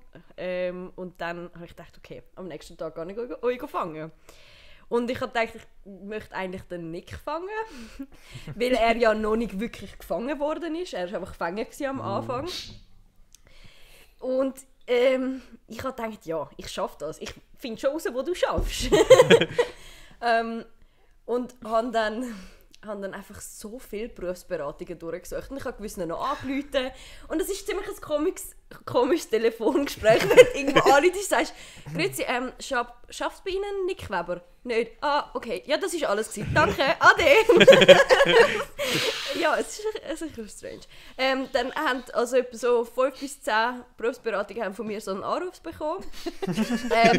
Wenn sie zuhören oder zuschauen, das tut mir leid. Und dann habe ich angefangen, deinen Friends zu schreiben, am Pampers, am Tülü und deinem Bruder. Und sein Bruder, bei ihm habe ich noch gedacht, okay, vielleicht haltet er ja zu mir. Hat er nicht gemacht. Also alle haben geschrieben, außer der Tülü, dass sie das nicht wüssten. Wo das ich schaffe. Wo das du schaffst, ja. Man muss vielleicht noch sagen, der Tülü ist nicht sein Mitbewohner. Ah ja. Und ich habe von allen, immer wo du geschrieben hast, habe ich gerade eine Nachricht bekommen, du hast mir geschrieben im Fall, was soll ich sagen und so. Habe ich geil gefunden. Und dann habe ich am Tülü geschrieben und der Tülü hat mir eine Adresse geschickt, also eine URL. Und hat halt geschrieben, du bist nicht im Team, aber da du 40% dort schaffst, habe ich gedacht, ja, das ist schon okay, weißt, wenn er das noch hinzufügt. Dann bin ich auf Oerlikon gefahren, zu dieser besagten Berufsberatung. Und dann habe ich so, zur Sicherheit habe ich noch so gedacht, ich schreibe jetzt doch noch an Tim. Schnell so, hey, aber weißt du vielleicht in welcher Gegend oder so? Und nachher so, ja. Ich darf es einfach nicht sagen, weil ich halt zu meinem Bruder. Tim, wenn du das siehst, bin immer noch ein bisschen hässig. Aber ich bin dann auf Max und habe ihn gefragt, ob es in Oerlikon ist. Nachher so, ja, sorry Froni, ist falsch. Dann hatte ich natürlich angerufen, dann bin ich etwas mit meinen Friends trinken. Das war am zweiten Tag von dir, oder? Das war am zweiten Tag. Und ich habe halt nicht gewusst, was ich jetzt machen soll. Und ich dachte, ja, ich gehe am nächsten Tag Taki fangen, weil ich weiss, wo sie schafft. Oder ich weiss halbwegs, wo die Kitas sind. Und habe so Kinderbücher von mir rausgesucht, alte. Und dann dachte ich, bringe sie dir die habe ich vergessen. Haben sie die vorbeibringen. Bin ich auf dem Weg gewesen, und dann hat Dakota so eine Instagram-Story gemacht. So stellt man sich einen Nachmittag vor oder so. Und ja, da habe ich ihr geschrieben, bist du jetzt wirklich daheim? Und sie hat gesagt, ja. Und ich dachte, okay, dann kehre ich halt wieder um. Das war Zufall, weil ich dort einfach per Zufall früher heimgehen. Sonst wäre ich schon am Arbeiten. Das hat mich so genervt. Ich hätte nämlich auch früher gehen, aber ich habe nur so gedacht, nein, vielleicht am Morgen sind sie noch im Wald oder so. Ja, ich weiß auch nicht. Hat mich das genervt. Und dann habe ich in den Chat geschrieben, dass ich aufgeben will, dass ich eigentlich keine Lust mehr habe. Weil ich habe nicht gewusst, ich kann nicht auf Luzern. Der Jan hat keine Ahnung gehabt. Ich habe noch ein Mail geschrieben, ob du in der Schule bist oder nicht. Der hat dann geschrieben, nein. Und ich dachte, ja, okay, der Nick. Und dann hat der Nick ein Bild geschickt im Chat. Das blenden wir jetzt ein. Ja, das ist wieder so das Stichwort Arroganz. Ja. Ich habe mir so gedacht, es ist doch lustig, noch so ein bisschen fies sein. So, ich schicke jetzt noch ein Bild, dann denkst du, jetzt muss ich gleich noch herausfinden und so. Und du wirst das nie herausfinden. Hey, ich bin so hässlich ab diesem Bild. Ich habe es dann so in Google gesucht, du kannst so Bilder suchen, ähnliche. Und ich habe alles geschaut. Es hat noch ein Auto drauf gehabt, wo irgendwie so eine Marke oder so etwas drauf war. Und dann habe ich nach dem gesucht, habe ich nicht gefunden. Und irgendwann habe ich gedacht, okay, ich versuche das nochmal mit diesen Berufsberatungen. Und haben dann angefangen, extra für außerhalb von Zürich gesucht und dann extra für Jugendliche. Und ich weiss, der Nick hat gesagt, wir haben mal für sie irgendeinen Film gemacht. Und dann habe ich einen gesehen, mit dem wir schon mal zusammen geschafft haben. Also ich habe ihm für ein Video mal anrufen und den habe ich erkannt. Und dann bin ich auf Google Maps gegangen mit dem Männchen und habe das gesucht und ich habe halt den Bogen gesehen auf dem Bild und den Baum und so und dann habe ich gemerkt, aha, das ist also da. Und ich bin so knapp dran gewesen. Ich bin dann auf den Zug gesäckelt und bin dann, wann bin ich dort gewesen? So um 4:30 oder so. Und um 5 wäre wäre eigentlich für mich vorbei gewesen. Nein, am 7 wäre fertig gewesen. Am 7. Und du bist glaube ich um 5:30 dort gewesen. Ja. Und dann bin ich dort angekommen, habe geläutet. Also zuerst noch bin ich aus Versehen in die Bibliothek, bin ich geläutet. Und dann hat mir deine Mitarbeiterin aufgemacht und hat gesagt, ja, also ich habe gefragt, ja, jetzt ist der Nick noch da. Und sie hat gesagt, nein, der ist jetzt gegangen. Und da hatte ich so Glück gehabt, weil es hat eben geläutet und ich habe gerade so gedacht, oh nein. Dann bin ich so zu der Tür gesäckelt, zum Fenster, um so runterzuschauen, wer reinkommt. Und meine Chefin, die als einzige auch noch im Büro war, hat eben schon aufgemacht gehabt. Und ich habe genau noch gesehen, wie die Veronika reingegangen ist. Und dann halt so kurz gesagt, ich bin nicht da, sag einfach, ich sage nicht da, dann bin ich aufs WC, mich verstecken. Und sie hat aber das Spiel gekannt, weil ich also mal in einer Kaffeepause mal so erzählt, dass wir das machen, dass es sicher kann, dass mal irgendeiner in die Stürme kommt oder so. Und darum hat sie dann gecheckt, um was es geht und hat dann für mich gelogen gehabt. Was ihr sehr schwer gefallen ist, hat sie gesagt. Ich bin auch sympathisch. Ja, jedenfalls bin ich dann wieder weggegangen, aber habe dann sein Auto gesehen und die Tasche dort drin. Die Tasche hat es verraten. Und dann bin ich weggelaufen und ich habe, man muss sagen, ich habe noch ein bisschen Psychospiel auf dem Weg gespielt. Ich habe noch Micha geschrieben, irgendwie so, hey, bis wann er nicht schafft und soll ich bei ihm die Hause warten und so, weil ich denke, vielleicht schreibst du ihm noch, damit er sich in Sicherheit wägt. Aber ich habe dir ernsthaft versucht zu helfen. Ja, ihr habt euch vorher noch lustig gemacht im Chat, du hast mir irgendwelche Adressen geschickt und so von dem Ort, wo der nicht sonst schafft und so. Ja. Wir haben ja auch nicht gestummt, hat apropos. Um dir helfen. Der Nick schafft nicht in der Autogarage Winterthur. Aber der Standort, den ich geschickt habe, vom Zürich HB, hat zu dem Zeitpunkt gestummt. Nur bin ich dann halt in den Zug gestiegen und abgefahren. Ja, das habe ich mir noch gedacht. Also ich habe gedacht, wenn, dann bist du in 2 Minuten weg von dort. Ja, jedenfalls habe ich am Nick nachher angerufen und gesagt, ich gehe jetzt heim. Und ich weiss, der Nick ist so jemand, der nachher gerne noch ein bisschen chillt und ein bisschen schwätzen geht. So. Und dann habe ich so gesagt, ja, ich habe keine Lust, wo bist du, willst du nicht genug schnell zurückkommen und so. Aber ich habe noch nicht offiziell Pause ernannt. Und dann hat er gesagt, nein, ich bin noch da. Und dann hat er sich verraten. Auch das war wieder völlige Arroganz. Ich habe mir gedacht, ich mache jetzt so einen Spass. Ja, ich bin noch da, haha, du kommst nicht mehr rein. Jetzt musst du halt pausieren, damit ich rauskomme. Ich bin zu 100% überzeugt, dass du jetzt pausieren wirst. Ich bin doch nicht davon ausgegangen, dass du nachher einfach da unten wartest. Ja, ich hatte einen Snack dabei gehabt. Ja, wenn sie ja pausiert hätte, dann hätte sie ja nachher verloren, oder nicht? Ja, im Prinzip schon, ja. Wir können da auch noch schnell Bilder einblenden vom Nick, wie er am Fenster steht und nicht mehr rauskommt. Hast du aus dem Fenster rausgeschaut? Ja, dort sind wir eben am Telefon vorher. Ja. Aha. Ja, dann habe ich dort unten gewartet. Und dann ist zum Glück irgendeine Bewohnerin von dem... Ja, die einen Stock oben dran wohnt. Ist reingegangen und ich dachte, ja okay, ich mache jetzt mal etwas Illegales. Und bin dann so mit reingeschlichen. Und zum Glück ist deine Mitarbeiterin cool. Weil ich bin reingegangen und... Oh, ja, ist gut, ich bin gleich fertig. Und dann bin ich schnell reingegangen und sie hat mich suchen lassen. Und ich habe einfach das ganze Büro durchgesucht. Und habe dich dann auf einem WC hinter der Tür gefunden. Also die dich vorher angeschaut hat dich nachher... Ja. Also ich habe den versuchen einfach. Es gibt so... eigentlich die Berufsberatung sind sozusagen 2 Wohnungen. Man kommt Steg auf und dann kann man entweder links in die Wohnung oder rechts in die Wohnung. Und ich arbeite im rechten Teil und im linken Teil war es so Küche und so gewesen. Und als ich gesehen habe, dass die Veronika drinnen ist und so, und ich habe eigentlich mit meinem Bruder und meinem Vater noch abgemacht, dass wir essen später. Und dann bin ich in den linken Teil übergegangen, in die Küche, um schnell zu telefonieren und ihnen sagen, ja, ich muss absagen, weil es wird wahrscheinlich nichts mehr und so. Und dann, als ich wieder zurückgelaufen bin, ich bin noch nicht ganz beim Steghaus zurück, ist halt die Nachbarin durchgelaufen und da habe ich gedacht, nein, jetzt, wenn sie reinkommt, kommst du natürlich auch rein. Und dann bin ich einfach noch schnell ins WC gehechtet, habe aber nicht abgeschlossen, sondern mich einfach so eine Art im Dunkeln versteckt, denke, du gehst schnell schauen und dann wieder raus. Und meine Sachen sind halt auf der rechten Seite gewesen. Also ich hätte müssen an dir vorbei, um meine Sachen zu holen und nachher einfach ins Auto säckeln.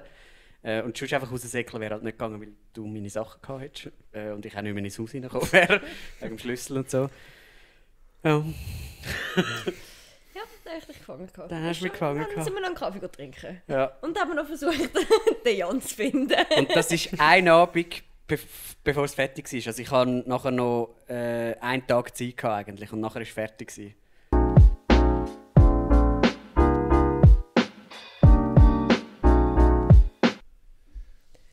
Also, von mir aus können wir weitermachen. Veronika, kommst du auch noch?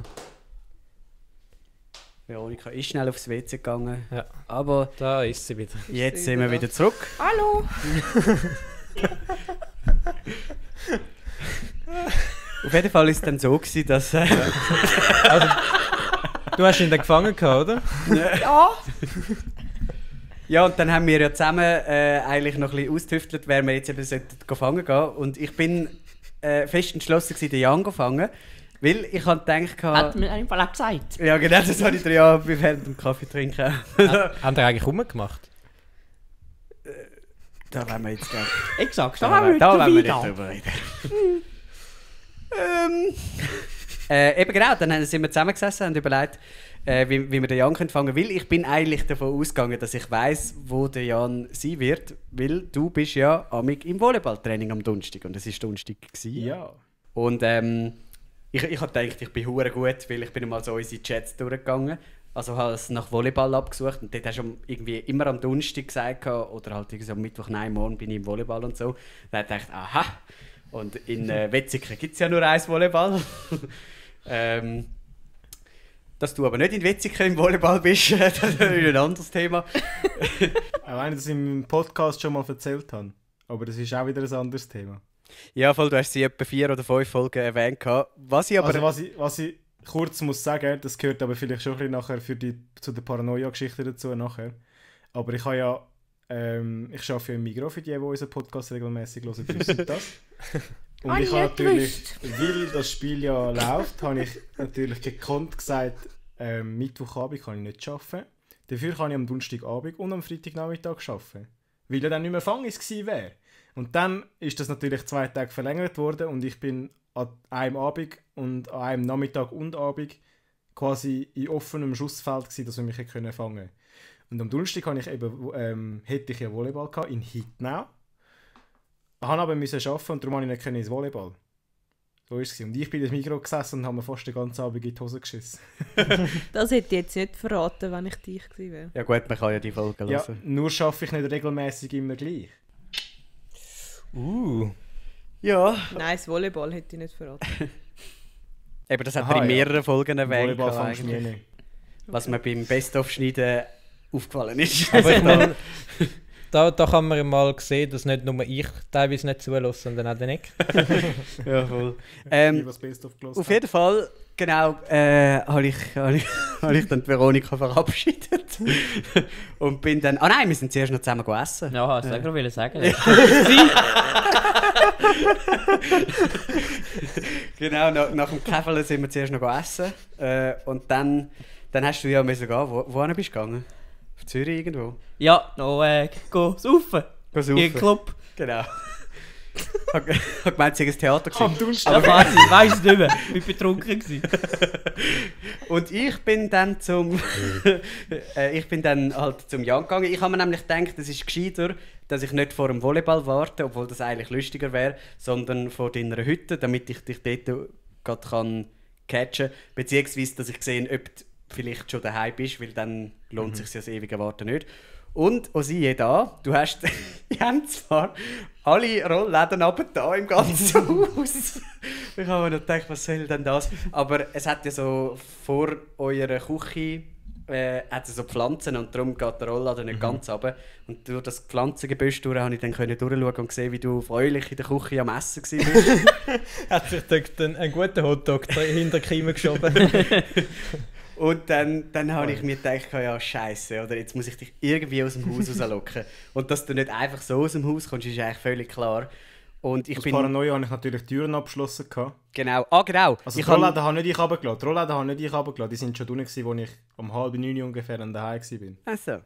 Bei uns eigentlich immer unten in der Nacht. Ich frage mich nicht wieso. Ich habe auf jeden Fall mal noch überlegt, ob ich jetzt einfach in die Wohnung hineinschleichen, also ins Haus hineinschleichen.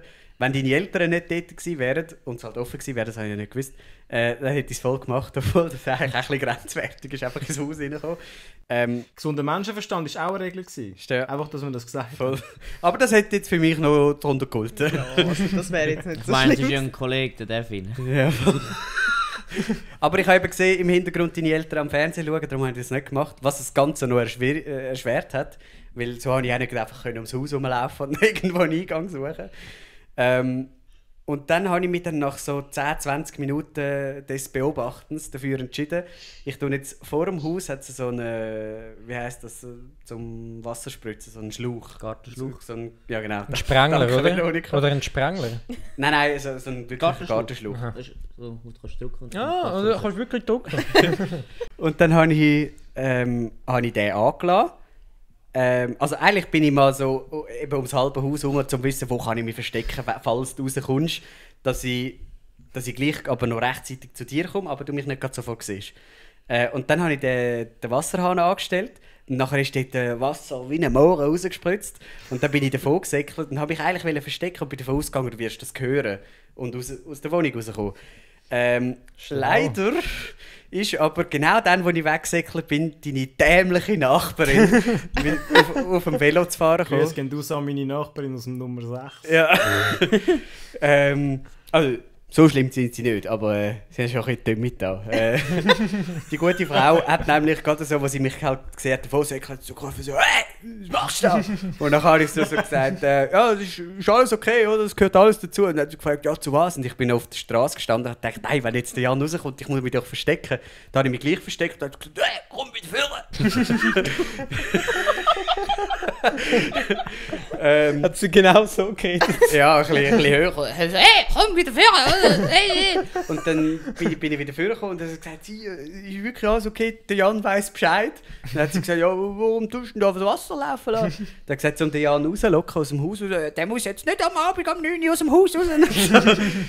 Das ist ja Wasserverschwendung und so Zeug. Dann hat sie mich voll zugetextet. Und dann habe ich ihr so gesagt, also gut, ich stelle es wieder ab. Und dann bin ich wieder zurückgegangen und habe es wieder abgestellt. Aber das ist laufen lassen?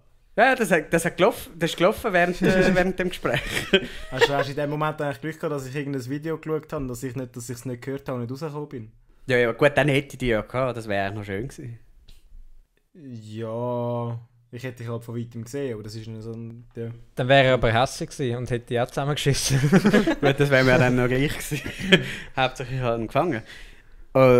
Ja, nachher ist die wieder zurück, also dann ist sie in ihr Haus gegangen und hat dann nachher am Jan nachgelegt. Und ich habe das gehört, ich bin nämlich wieder vor dem Küchenfenster gestanden, schauen, ob du irgendeinen Wank gemacht hast, aber du bist ja immer noch fröhlich am Essen und hinten gesessen. Dann habe ich gedacht, shit, was mache ich jetzt? Und ich habe dich ein bisschen gehört, und darum habe ich dann gehört, wie du das Telefon abgenommen hast und du hast gesagt, ja, hallo und so. Nachher ist mir gar klar gewesen, die hat jetzt wahrscheinlich angerufen. Da habe ich mal so hinterher geschaut und gesehen, sie starrt mich so vom Balkon oben an. Oh. Und dann bin ich so langsam runtergegangen in das Gebüsch, in der Hoffnung, dass sie mich irgendwie nicht sieht im Dunkeln und so. Aber die hat mich etwa 5 Minuten lang die ganze Zeit dort runtergestarrt. Und was hat sie dir am Telefon gesagt? Am Telefon hat sie eigentlich nur gesagt, also zuerst hat sie mir geschrieben, dass jemand ums Haus herumschleicht. Und dann musste ich zuerst mal lachen, weil sofort klar war, was los ist. Und dann habe ich im ersten Moment eben nicht zurückgeschrieben und dann hat sie nachher angerufen. Und als ich gesehen habe, dass sie es ist, die anruft, habe ich gedacht, gut, nehme ich es halt ab, weil ich weiss, um was es geht. Ich habe gesagt, look, der versucht mich zu fangen, wir sind das Fangen am Spielen. Ich gehe jetzt nicht raus, er hat keine Chance in dem Sinn. Lass den ein bisschen ums Haus herumhühnern in dem Sinn. Und dann habe ich aufgelegt und dann habe ich halt probiert herauszufinden, wo das so genau hockst. Also, probiert herauszufinden, sitzt du unter dem Küchenfenster, ich habe dann so ein bisschen rausgeschaut und so probiert herauszufinden, wo du hockst. Und habe dann geschrieben, ob sie dann sieht, wo du sitzt. Und dann hat sie natürlich dann gesagt, wo du bist, zwischen Küchenfenster und Haustüren. Genau dort, wo ich natürlich nicht gesehen. Und ich konnte wie nicht aus dem Fenster raus sagen, hey Nick, ich komme nicht raus oder so. Also das Fenster schrägste, hätte ich wahrscheinlich können und dann Nick, ich komme nicht raus oder so. Aber ich habe dir dann angerufen, natürlich. Mhm. Und habe dich dann gefragt, wo du bist. Und du hast nicht, was hast du daheim irgendwie. Ich bin die Schiene gefahren, dass ich gedacht habe, wenn ich jetzt so tue, als wäre ich nicht vor Ort und es einfach nicht zugebe, dass du dann irgendwann denkst, okay, wer ist vor der Tür? Und nachher gehst du gleich raus. Aber ich meine, du bist Spänger gewesen. Als ob er denkt, das wäre ein Einbrecher. Dann geht er ja erst recht nicht raus. Ja, nein, ja, meine Eltern haben, was lustig war, meine Eltern haben natürlich gehört, wie ich mit dir telefoniert habe. Und dann hast du gesagt, oh, sagst du, du bist daheim, du hockst in dem Fall nicht bei mir vor dem Haus. Und du natürlich so, nein, am Telefon. Und für mich war offensichtlich, du hockst da vor der Hütte, weil wer es jetzt sonst? Und meine Mutter aus dem Hintergrund, ja, nicht mal die Polizei. Ich sage, chills, Mann, es ist nicht mal da vor dem Haus rumhühnern. Aber ich meine, wenn du mit dem Nick telefonierst, hat man dann nicht Nick seine Stimme gehört, wenn er direkt vor dem Fenster steht? Nein, ich bin weiter weggegangen. Er ist ein bisschen weggelaufen dort. Ja, und dann er hat dann irgendwie gehofft, dass ich gleich rauskomme, aber nichts geworden und dann habe ich es dann zugegeben. Und dann haben wir ein Timeout gemacht. Das erste Timeout in dem ganzen Spiel, ja, und dann ich müssen setzen. Dann haben wir noch 15 Minuten geschnackt miteinander. Und dann bin ich dann traurig heimgegangen. Und du hast ja dort so völlig offensichtlich in unserem Gespräch mich darauf hingewiesen, dass du dann morgen nicht in dieser Migros bist. Du hast die ganze Zeit so gesagt. Also, ich habe im Nachhinein dann gedacht, shit, wieso habe ich mir gesagt, dass ich nicht dort arbeite? Das ist ja recht offensichtlich eigentlich. Ja. Und dann, wie am Freitagnachmittag, wieder die ganze Zeit damit gerechnet, dass da irgendjemand auf die Matte tanzt. Ja, du bist ja so... zum einen hast du die ganze Zeit gefunden, komm, gehen wir mal den Micha fangen. Der fühlt sich so wohl in Luzern, hast du die ganze Zeit gesagt. Und nachher noch irgendwie eben so, jetzt habe ich zum Glück können das mit dem Mikro wechseln, oder? Jetzt wäre ja Mono gewesen, aber bin jetzt zum Glück nicht. Aber ich sage natürlich nicht, wo ich bin, aber in dem Mikro ja zum Glück nicht. Mal gesagt oder so? Da habe ich die ganze Zeit gedacht, ja komm, ich weiss, dass du in dem Mikro bist. Aber irgendwie habe ich gefunden, ich muss gleich jemand anders fangen, weil es ist ja langweilig, wenn ich dich zweimal versuche. Und du wärst dann eigentlich so ein bisschen ein Notfallplan gewesen. Haben wir dann aber tatsächlich gedacht, komm, ich gehe mit dem Micha. Und für das habe ich eigentlich auch einen guten Plan, also einen einigermaßen guten Plan gehabt. Ich habe gedacht, du wirst irgendwann müssen arbeiten.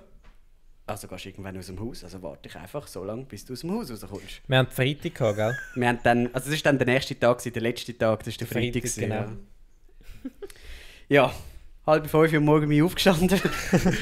Bin dann um 4:45 Uhr bin ich losgefahren und um 4:45 Uhr irgendwann bei dir in Luzern gewesen. 4:45 Uhr? Ja, ich habe mir so gedacht, es reut mich dann richtig, wenn ich jetzt irgendwie, keine Ahnung, um 6 Uhr dort bin und du um 5:45 Uhr wärst arbeiten. Warum da kennst du mich ganz schlecht. Ja, ich habe gedacht, lieber ich warte die ganze Zeit, als ich bin nachher zu spät und dann bin ich umsonst dort hingegangen. Ja. Und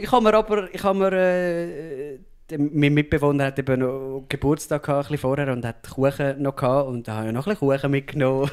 Haben wir noch einen schönen Tee gemacht, weil ich so davon ausgegangen bin, ich muss ja von außen warten vor dem Haus. Ich habe ganz viele Sachen mitgenommen gehabt. Ich habe sogar einen kleinen Vlog gemacht mit dem Handy, weil es mir langweilig war und nachher gerade noch auf dem Handy geschnitten. Können wir den gerade noch einblenden? Den können wir auch noch, ja, unbedingt, bitte. Der erzählt halt den ganzen Ablauf, was ich so gemacht habe. Gut, dann können wir ihn ja nachher erzählen. Ja, voll.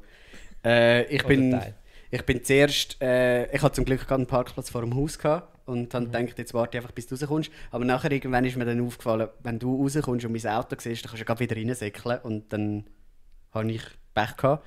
Darum bin ich dann ums Haus herum, damit ich sehe, wenn das Licht in deinem Zimmer oder in deiner Wohnung halt angeht, dass, wenn es irgendwann wieder abstellt, dass ich dann wieder zurückkommen kann. Du Arme. Ja. Und das habe ich dann aber nachher etwa eine Viertelstunde auch wieder abgebrochen, weil es mir zu kalt war. Und dann ist jemand aus deiner Wohnung, also aus deinem Haus rausgegangen und dann bin ich rein. Und habe dort etwa 2 oder 3 Stunden gewartet. Einfach so im Stegenhaus? Ja, voll. Bitter. Und habe dort das Video ein bisschen geschnitten. Ich habe ein bisschen Podcasts gehört. Wir haben 4:30 Uhr am Morgen und ich gehe jetzt... jetzt fahre ich auf Luzern zum Micha, oder? Ich will ja genug früh sein. So, wir haben 5:20 Uhr und ich warte da vor dem Micha seiner Hütte. Ich habe mir überlegt, ob ich auf die andere Seite vom Haus gehen und dort sehe ich dann eben, wenn das Licht angeht in seinem Zimmer. Also, ich hätte da den Ausblick von Micha seine Wohnung und würde sehen, wenn das Licht anmacht. Aber ich bin mir noch nicht so sicher, ob ich jetzt da im Kalten will stehen bleiben, weil eben, theoretisch kann es noch 2 Stunden gehen. Aber ich glaube, so eine gute halbe Stunde oder so warte ich noch, weil ich einen Tee dabei habe.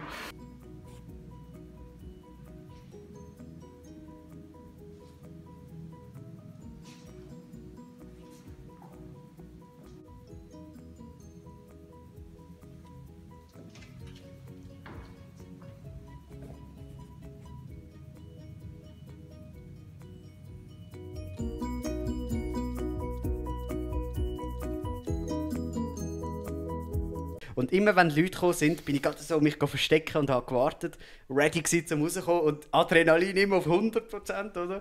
Und dann immer gesehen, ja, ist jemand anders, dann bin ich wieder gewartet.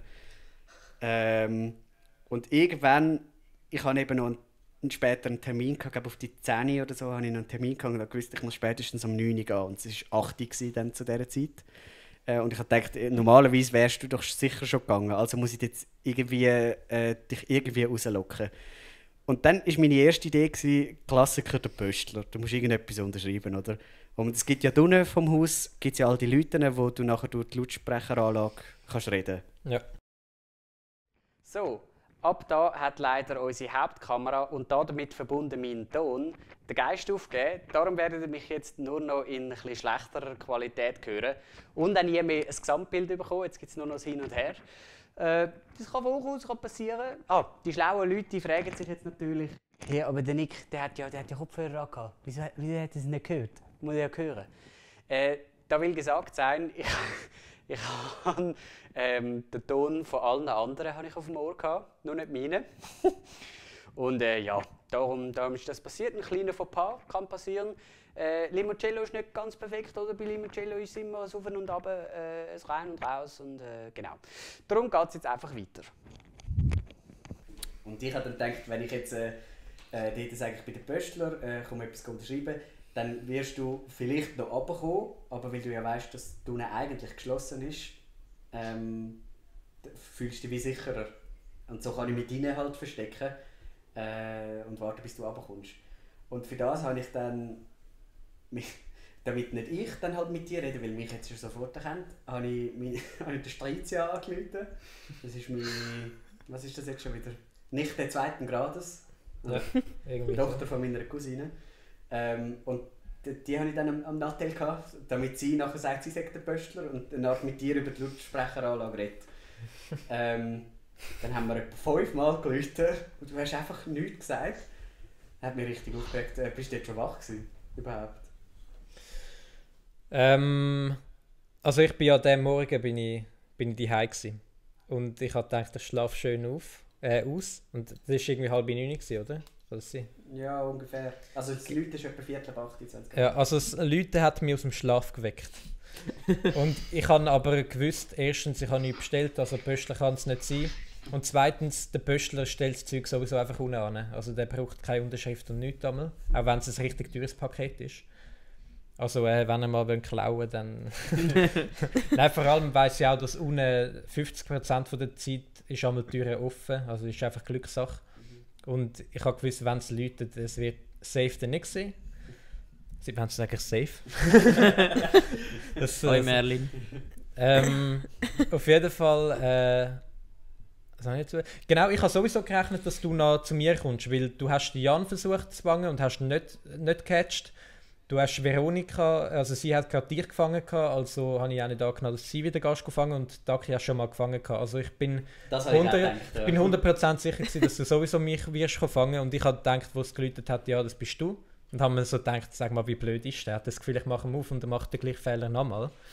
Und ich habe natürlich, ich habe auch gar nicht erst irgendwie versucht, den Türöffner unten zu drücken.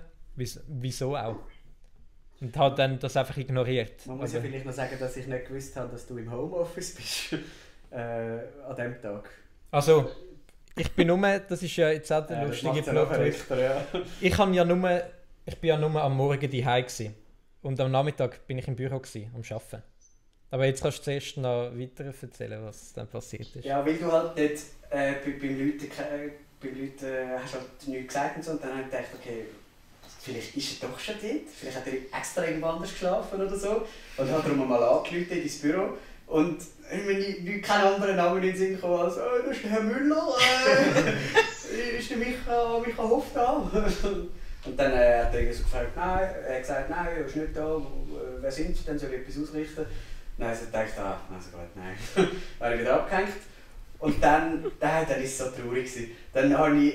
Warte, du hast doch gefragt, ob ich am Nachmittag da bin oder so? Oder nicht? Nein, das hat man gar nicht gebracht. Okay, gut, dann erzähle ich das nachher. Und dann bin ich auf die Idee gekommen, okay, jetzt mache ich das eigentlich ähnlich wie du, dass ich bis vor die Türen hingehe, aber halt jemand anders vor der Türspion anstelle. Damit du, wenn du raus schaust, siehst, das ist irgendjemand Fremdes, dann mache ich vielleicht auf. Und haben dann Passanten vor dem Haus so gefragt, hey, hast du schon Zeit und so. Und dann die wenigsten haben Zeit gehabt, dann haben alle gesagt, ich muss arbeiten und so. Und einer hat dann irgendwie so gesagt, ja, ich habe schon Zeit. Und dann musste ich erklären, was ich eigentlich machen will. Und der hat das so komisch gefunden. Ich habe gesagt, ja, wir spielen da Fangis, also ein paar Kollegen und ich. Und jetzt müsste ich sie vor der Türspion anstellen, damit er mich nicht sieht und so. Und der hat irgendwann so gedacht, ich bin jetzt da gelandet. Und ist nachher plötzlich so, ich muss auch gehen. Der hat wahrscheinlich gedacht, das ist irgendwie bitterer Ernst. Also der hat wahrscheinlich gedacht, ich werde noch verletzt, wenn ich da vor dem Spion stehe. Der hat wahrscheinlich gedacht, das ist so ein wirklicher Drogendeal oder so und ich bin das Opfer. Und bei der 5. Person habe ich noch angefangen, 5 Stutz anzubieten. Ich muss dich jetzt irgendwie. Und dann ist irgendwie, es war etwa Viertel vor 9 oder so, ich halt um 9 Uhr gehen. Und dann ist dann plötzlich so ein Ömi aus dem Haus ihre Post geholt. Und dann habe ich auf die eingeschnurrt. Und habe die ganze Zeit gesagt, eben, das Spiel auch nochmal versucht zu erklären und dass sie vor die Türen an soll stehen und so. Und die hat das nicht checken. Die hat mir unbedingt helfen. Das ist halt auch alt. Ja, das ist eine Liebe.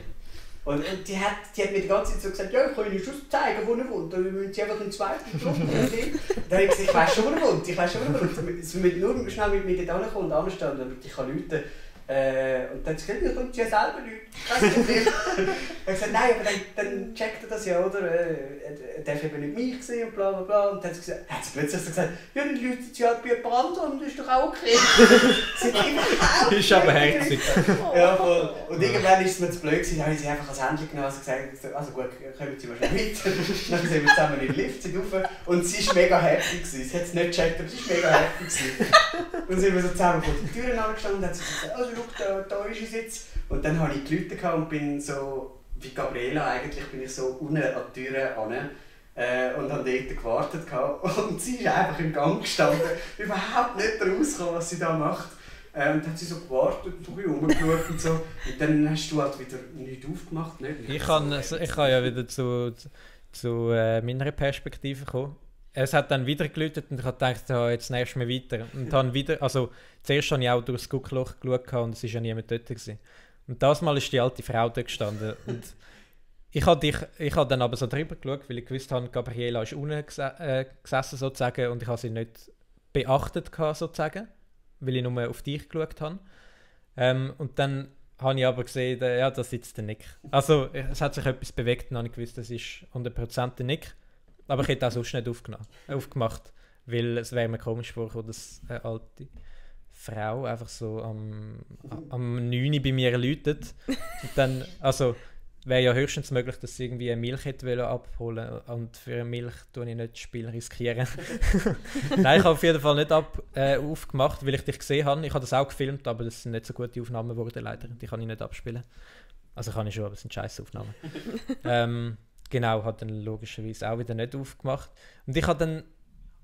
Du hast mir mega leid da, weil du extra nach Luzern gefahren bist. Und ich habe dann überlegt, soll ich dir jetzt ein Timeout anbieten?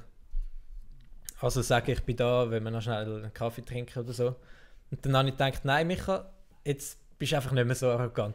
Jetzt stellst du dich einfach tot. Weil ich habe eben auf den Nachmittag wieder arbeiten. Und ich habe gedacht, irgendwie... Wenn du das herausfindest, dann fängst du mit dem doch an und so. Und dann habe ich mich einfach so totgestellt, sozusagen. Also, ich bin vor deiner Haustür verzweifelt. Ich habe gehofft, du gehst dann ins Geschäft oder so, weil ich nicht dort bin am Morgen. Ja, ich bin dann mit dem Ömi noch dort gestanden und irgendwann ist es ihr, glaube ich, zu blöd geworden. Hat sie nach dem 4. Mal läuten oder so, hat sie so gesagt, «Oh, ich wünsche dir wirklich einen schönen Tag.» und ich habe so gedacht, hoffentlich schaust du jetzt durch den Steuerspiel. Und es war die ganze Zeit so zu mir runter am Reden gewesen, vor der Tür halt so, «Oh, geil, ich gehe jetzt, hey!» Ich habe sie gar nicht reden gesehen. Sie ist einfach ruhig dort gestanden. Ja, am Anfang schon, aber dann eben gegen Ende nicht. Nachher ist sie gegangen und dann habe ich gedacht, also gut. Dann habe ich aufgegeben und dann habe ich... Also, noch ganz schnell. Ich habe auch noch durch den Spion geschaut, wo sie schon weg war und du bist dort noch ein bisschen am Boden rumgekauert. Ich habe gedacht, Junge, geh einfach heim. Und dann habe ich halt zu meinem Termin gehen und hatte den ganzen Tag nachher keine Zeit mehr gehabt. Und dann habe ich wohl oder übel aufgeben. Ich hätte eigentlich schon gewisse Termine noch absagen. Ich habe nämlich wieder mit meinem Bruder und meinem Vater abgemacht. Und dann habe ich gedacht, jetzt habe ich letzte Woche schon abgesagt, jetzt kann ich es nicht nochmal machen. Das wäre aber schon am Abend gewesen. Und dann sind alle daheim gewesen, jetzt ausser der halt nur in der Migros gesessen ist. Ich bin in der Migros gesessen. Ich habe sowohl am Donnerstagabend als am Freitag, ich habe die ganze Zeit geschaut, ob irgendjemand kommt. Also Paranoia besprechen wir nachher noch. Ich hätte noch schnell etwas zu dem. Ist gut, wenn ich dich schnell unterbreche? Ja, sicher. Also, unbedingt. Auf jeden Fall. Ich bin ja nachher noch ins Geschäft gegangen, dort hatte ich auch Paranoia und so. Und dann komme ich ins Geschäft, also am Nachmittag habe ich eben dann halt geschafft. Und dann bin ich ins Geschäft gekommen und dann sagt der Mitarbeiter, mit dem du telefoniert hast, Micha, es hat dann übrigens noch einen Herr Müller für dich angerufen. Nachher sage ich so, hat der Herr Müller ein bisschen jugendlich getönt? Nachher hat er so gesagt, ja, ich glaube schon, also er war recht kurz angebunden und hat nur mit dir reden. Und ich habe gefragt, ob ich weiterhelfen kann, aber er hat gerade mega kurz angebunden gewesen. Nachher habe ich so gesagt, was hast du mir denn gesagt? Nachher hat er gesagt, ich habe ihm gesagt, du schaffst den ganzen Tag nicht. Weil er hat den Terminkalender nicht richtig angeschaut. Und hat dann gedacht, ich bin wirklich den ganzen Tag nicht im Büro. Und hat gar nicht gecheckt, dass ich am Nachmittag da wäre. Dann habe ich gedacht, oh, du bist mein Lebensretter. Und dann hat er gesagt, ja, kannst du dann sagen, ich bin mit dir im Team gewesen. Und hat das extra gesagt. Aber auf jeden Fall habe ich Glück gehabt, dass du dann nicht am Nachmittag vorbeikommen wärst. Weil...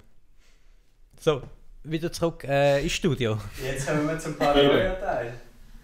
Der Paranoia-Teil fängt... Also ich habe am Freitagnachmittag habe ich gedacht, gut, ich habe es ihm nicht so offensichtlich gesagt, dass ich nicht in der Migros arbeite, dass es ja wirklich logisch ist, dass ich dort bin. Und dann habe ich gedacht, ich muss eine falsche Fährte legen. Und dann habe ich geschaut, wem folgen mir alle. Und dann ist bei wem ist ungefähr noch am logischsten, dass ich mit ihm oder mit ihr irgendetwas unternehme. Der Dorian. Ja, es ist doch der liebe gute Dorian, der unsere Folgen ja durchsuchtet wie niemand anders. Ist nämlich ein sehr begabter und sehr passionierter Filmemacher. Und ich habe ihm dann geschrieben, ob es echt möglich wäre, dass er das könnte vortäuschen über Insta. Dass er irgendwann ein Filmprojekt schafft und ich dort halt irgendwo markiert bin, dass es halt die Illusion weckt, dass ich dort dabei bin und nicht in der Migros. Und er hat ihn zuerst nicht wollen, weil er nicht über Insta ankündigen, dass er an etwas schafft, obwohl er gar nicht an etwas schafft. Und dann habe ich gesagt, ja, du kannst ja einfach nur deinen engsten Freunden quasi teilen, dass die Story dann halt so grün ist. Was es und dann sehen halt nur die anderen 4 in dem Sinn. Und ich habe mich dann mehr oder weniger in Sicherheit geglaubt, aber natürlich nicht komplett. Und dann am Freitag, eben an dem Freitag habe ich am Nachmittag immer wieder so rumgeschaut und so. Und dann musste ich so die Sachen, die die Leute an der Kasse da lassen, weil sie es nicht kaufen wollen, habe ich dann halt den Job bekommen, die jetzt zu versorgen. Und dann bin ich so durch den Laden gelaufen, habe die Sachen wieder versorgt. Und plötzlich sehe ich, irgendwie so 50 Meter weg von mir, läuft so eine in kurzen Hose, in einem grauen Pulli und mit einer roten Kappe. Und ich so dachte, oh, shit. Ich habe wirklich gedacht, ich habe nicht genau gesehen, aber ich habe gedacht, das bist du. Und ich habe mir dort wirklich extra viel Zeit genommen, um die Sachen zu versorgen. Ich habe extra langsam die Sachen zurückgestellt und immer schön geschaut, dass du mich nicht siehst. Also ich habe gedacht, das sagst du. Und ich habe dir nie gesagt, dass ich gemeint habe, das sagst du. Aber ich bin wirklich 100% sicher gewesen, dass du jetzt in dieser Migros bist und dass ich jetzt 20 Minuten brauche, um die Sachen zu versorgen, dass du mich ja nicht an der Kasse verwünschst. Weil nachdem ich die Sachen versorgt habe, hätte ich in Pause. Und hätte dann wie nochmal eine halbe Stunde Zeit gehabt, wo ich sicher gewesen wäre. Also im Personalbereich wärst du wahrscheinlich nicht gekommen. Und dort hatte ich einen Moment lang Paranoia gehabt. Und als ich dann aus der Pause zurückgekommen bin ich natürlich nicht sicher gewesen, ob du schon weg bist oder nicht. Und dann bis quasi am 8., wo die Migros dann zugegangen ist, immer wieder rumgeschaut und so. Bis mich dann eine andere Kassiererin angesprochen hat, was eigentlich los ist. Dann hat er das Spiel so erklärt, was wir eigentlich machen. Und sie hat dann gesagt, ja, sie tut auch ein bisschen Ausschau halten und so. Nach Jugendlichen, die so ein bisschen verdächtig aussehen. Und die hat mich heute im Fall wirklich angesprochen, wie ich dann noch gefangen wurde, an diesem Freitag. Sie hat sich noch daran erinnert, an vor 2 Wochen war es, glaube ich. Und hat dann gesagt, nein, ist alles gut gegangen, bin sicher wieder heimgekommen. Und sobald ich daheim war, bin ich ja eben wieder in Sicherheit in dem Sinn. Ja, und somit zeigen sagt der Dorian schafft nicht an einem neuen Projekt. Das ist so offiziell. Ich war, glaube ich, von Anfang an skeptisch gewesen. Ich?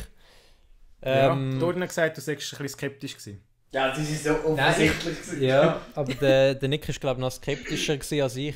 Gerade wenn die Story nur für enge Freunde ist. Oh, wie zufällig. Also du hast sie ja auch gesehen, oder? Ja, ja. Ja, du versuchst es wert. Also, oder? Es wäre ja glaubhafter rübergekommen, wenn du sie sichtbar gemacht hättest für Veronika Taki und mich. Und für den Nick nicht, weil du hättest ja auch davon ausgehen, dass wir vielleicht das kommunizieren. Wäre aber ein bisschen weit hergekommen. Ja, wäre ein bisschen weit hergekommen. Obwohl, du hast es sogar noch geschickt. Oder? Eben, ich habe es ja noch einen Ja gut, ich bin ja wieder von... Also, es wäre ja blöd gewesen. Der Plan war, dass der Dorian das von sich aus postet, ohne dass ich quasi etwas davon wüsste. Wäre eigentlich die Grundidee, weil ich würde ja nicht sagen, hey, wenn ich sehe, dass er etwas postet, würde ich ja sagen, hey, mach's nicht, weil die anderen sehen es ja dann. Wenn ich wirklich bei ihm gewesen wäre. Mhm. Und dann kann ich ja natürlich nicht steuern, wer seine engen Kollegen sind. Und ich nehme jetzt an, ihr 4 wären sicher nicht drunter, aber vielleicht tue ich da etwas Falsches vermuten. Ich will da nicht den Teufel an die Wand machen. Aber ich bin auch so oft paranoid gewesen. Ich bin am letzten Freitag bin ich dann am Abend nach Wetzikon gefahren und hatte dann noch einen Physiothermin gehabt und habe dann am Physiotherapeut auch von dem Spiel erzählt und er hat den Film auch gekannt, das mega cool gefunden und so. Dann haben wir noch die Türen abgeschlossen, falls du dort noch irgendwie vorbeikommst. Oder ich habe dann meine Eltern, bevor ich ins Haus hineingegangen bin, angerufen und gefragt, ob du dort bist. Nachher bin ich angekommen, ins Haus hinein. Mein Bruder macht so, also hebt so den Finger auf die Lippe, so ein Zeichen zum ruhig sein und zeigt so gegen Uhr zu meinem alten Zimmer. Und dann habe ich gedacht, oh shit, ist der Nick dort oben? Der hat mich einfach richtig verarscht. Also dann bin auch recht paranoid gegen den Schluss. Also ich bin sowieso immer paranoid gewesen. Ich hatte teilweise, wenn ich irgendeinen Brief auf die Post bringen, gedacht, oh, jetzt rennst du aus dem Gebüsch führen oder du kommst jetzt gerade ins Geschäft rein. Ich bin teilweise so unruhig gesessen. Hey, die letzten paar Tage, als ich aus dem Zug ausgestiegen bin in Zürich, als ich an PH gegangen bin, weil es ist ja so logisch, dass ich irgendwann auf Zürich muss am Morgen zum PH gehen, immer 3-mal auf jede Seite geschaut, ist jemand rum, ist irgendwie jemand in diesem Zug. Hey, so, am Schluss ist es wirklich noch schlimm geworden. Am Anfang habe ich so gedacht, okay, ja, geht ja eigentlich noch so am Anfang. Aber so am Schluss ist es wirklich noch mal schlimm geworden. Sogar beim Autofahren habe ich teilweise geschaut. Verfolgt mich jemand? Weil das hätte ich mega cool gefunden. So eine Autoverfolgung gesagt, wäre eben schon noch geil. Aber ich habe euch alles zugetraut. Gesunder Menschenverstand. Ja gut, einfach hinten reinfahren ist ja nicht ist ein gesunder Menschenverstand. Ja. Aber was da noch dazu zu schliessen gibt, ich bin ja nicht Veronika, komisch. Das ist der Mitbewohner. Der magische Mitbewohner. Und ja, wie soll ich das sagen? Eines Tages hat er mir mal angerufen, beziehungsweise ich habe ihm glaube ich angerufen und gefragt, ob er auch noch Hunger hätte. Ich würde gerade Pizza bestellen. Und ja, dann habe ich 2 Pizzas bestellt, für mich und für ihn. Und ich habe gewusst, die Pizza kommt bevor ich... Kann ich sagen? Die Pizza kommt an, bevor er exakt, danke Micha. Ist ein bisschen spät.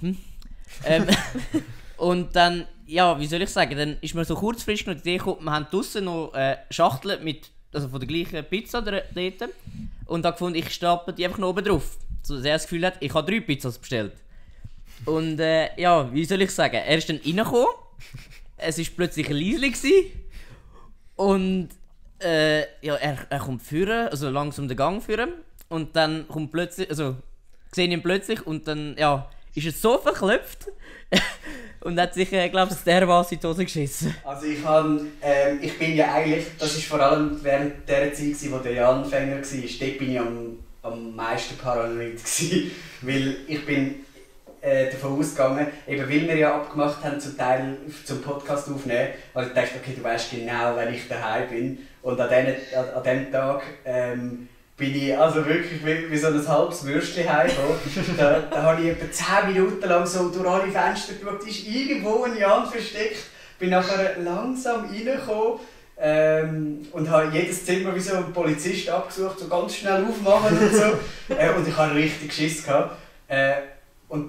Wobei, das ist doch ein Tag vorher. Ja, genau, das war ein Tag ja. vorher. Du hast das halt mitbekommen. Ja, nur so am Rand hast du mir so mal noch so kurz vorne erzählt. Und dann bin ich doch heimgekommen am nächsten Tag und es hat halt 3 Pizzaschachteln.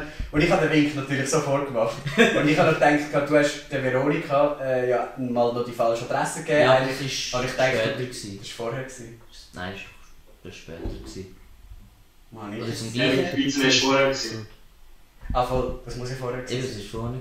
Auf jeden Fall bin ich eigentlich davon... Ich bin ja nie sicher gewesen, ob du auf meiner Seite bist oder nicht. Aber zu dem Zeitpunkt eigentlich schon. Und nachher, als ich die 3 Pizzas gesehen habe, dachte ich, verdammte Wichser. Und dann hatte ich ja dann Schiss gehabt. Und bin wieder so von Raum zu Raum und nachher hast du dich irgendwo versteckt. Und im Badzimmer rein. Ui nein, ich bin so nicht mehr ready gewesen die nächsten Tage. Es gibt nochmal so eine Story, wo man richtig... wir sind nochmal paranoid geworden, Daki. Ja, bei mir daheim. Wir haben ja am... Wann war das? In der ersten Woche am Samstag. Also der Jan war schwanger. Ja genau, sind wir ja... Das war ja an dem Tag mit dem Rapid so. Ein Tag voran, genau. Haben wir bei mir zu Nacht gegessen. Und ja, wir sind gemütlich am Raclette essen. Und plötzlich mal hören wir, wie so bei der Tür so halt... Zuerst hat es ja geläutet. Ah ja, stimmt. Es hat geläutet und wir haben uns alle angeschaut. Und ja, eben, also ich wohne mit meiner Mami zusammen und sie läutet eigentlich nie, wenn sie heimkommt. Also war es ein bisschen komisch gewesen. Und nachher hat es halt haben wir gehört, dass jemand reinkommt. Und was haben wir dann gemacht? Ich und der Micha sind raufgerannt und haben uns ins Badzimmer eingeschlossen. Also Gabriela ist ja reingekommen und dann haben wir sie halt so erwartungsvoll angeschaut. Und nachher hat sie so wir haben halt nicht zu der Tür gesehen, sie so rübergeschaut und so gesagt, also komm. Und dann sind wir jetzt rennt jemand los. Ja, dann sind die 2 raufgespeedet. Hat dort der Markus noch die Maske angehabt? Weil ihr habt so eine mega coole Maske, so eine Verkleidung als alter Mann, die mega echt aussieht. Aber das ist nicht zu dem Zeitpunkt, das ist später, hat er die angelegt. Ja, okay. Ja, auf jeden Fall ist mein Puls, glaube ich, noch nie so schnell gewesen. Und vor allem so schnell auf 180 oben. Ja, ich habe auch so einen Hass auf den Jan. Ich habe gedacht, jetzt machst du mir den schönen Abend kaputt. Ja. Ich habe gedacht, jetzt muss ich den ganzen Abend im Badzimmer verbringen. Und ich habe mir schon überlegt, wie wir von meinem Zimmerbalkon runter sich hängen lassen. Du hast einen Flugplan schon zusammengeschustert. Es ist Ewigkeiten gegangen, bis wir mal wieder alle am Tisch sind und alle wieder davon ausgegangen sind, es ist alles okay. Wahrscheinlich bin ich jetzt sogar noch aus dem Lager unterwegs gewesen. Also wir sind wirklich spät heimgekommen. Ja. Es ist aber auch schon spät. Es war schon irgendwie 12 Uhr am Abend oder so. Ja gut, dann bin ich daheim im Bett gelegen. Aber das haben die ja nicht wissen. Ja. Ich habe im Lager auch immer noch so einen Moment gegeben. Es ist zu dem Zeitpunkt, wo ich noch nicht gefangen war, hat eben der Joel dann irgendwann geschrieben, hey du, look, da hat mir einer geschrieben, wegen euch Empfang ist. Weil ich halt wirklich schon recht früh informiert hatte. Im anderen CFI-Kurs, wo wir einen Podcast davon erzählt haben, habe ich ihm dort erzählt. Und er hat mir dann gesagt, schau, die hat mir jetzt geschrieben und so. Und ich habe gesagt, ja, schau, meine Eltern haben schon gesagt, ich sage in Wildhaus, sagt einfach, wir sagen in Wildhaus. Und er hat eben, glaube ich, dann geschrieben, Wildhaus. Bin aber nicht sicher. Und ja, mir hat er geschrieben, dass du in Wildhaus bist. Und nachher hat er aber so da, als ob er dir wirklich dann verraten hat, wo das ich bin. Er hat dann so den ganzen Mittag lang so da, als ob er geschrieben hat, wir sagen in diesem Reconvilier, und hat es dann einem Kollegen nebendran eben auch nochmal gezeigt, gesagt, geil, ich habe geschrieben Reconvilier, und er hat dann voll mitgemacht beim Verarschen und ich habe den ganzen Mittag lang Paranoia gehabt, und nachher hat er dann gesagt, ja, schau, ich habe geschrieben Wildhaus. Er hat gesagt, da wäre jetzt wirklich verrückt gewesen, hättest du den Ort verraten. Aber ja, hat er ja zum Glück nicht gemacht. Danke Joel für das. Ja, ich würde sagen, und damit beenden wir die Folge. Darf ich noch ein paar abschließende Worte? Unbedingt, ja. ja. Wenn wir gerade schon beim wir sind, es hat eben mit dem Lager zu tun. Und mein Vater hat mir nach dem Lager geschrieben gehabt. Ich lese da gerne aus dem WhatsApp-Chat-Verlauf vor. Und er hat geschrieben: Gratuliere zum erfolgreichen Lager. Kannst du bitte angesichts der krassen Corona-Zahlen nächste Woche nicht überall unnötig herumhühnern und dich sehr vorsichtig verhalten? Keinen Bock auf Quarantäne. Jetzt genießt zuerst mal dein Bett und dein privates Badezimmer, hat er geschrieben. Und ich habe dann zurückgeschrieben: Außer PH und Training ist wahrscheinlich nichts Spezielles, muss höchstens mal einer von meinen Kollegen fangen.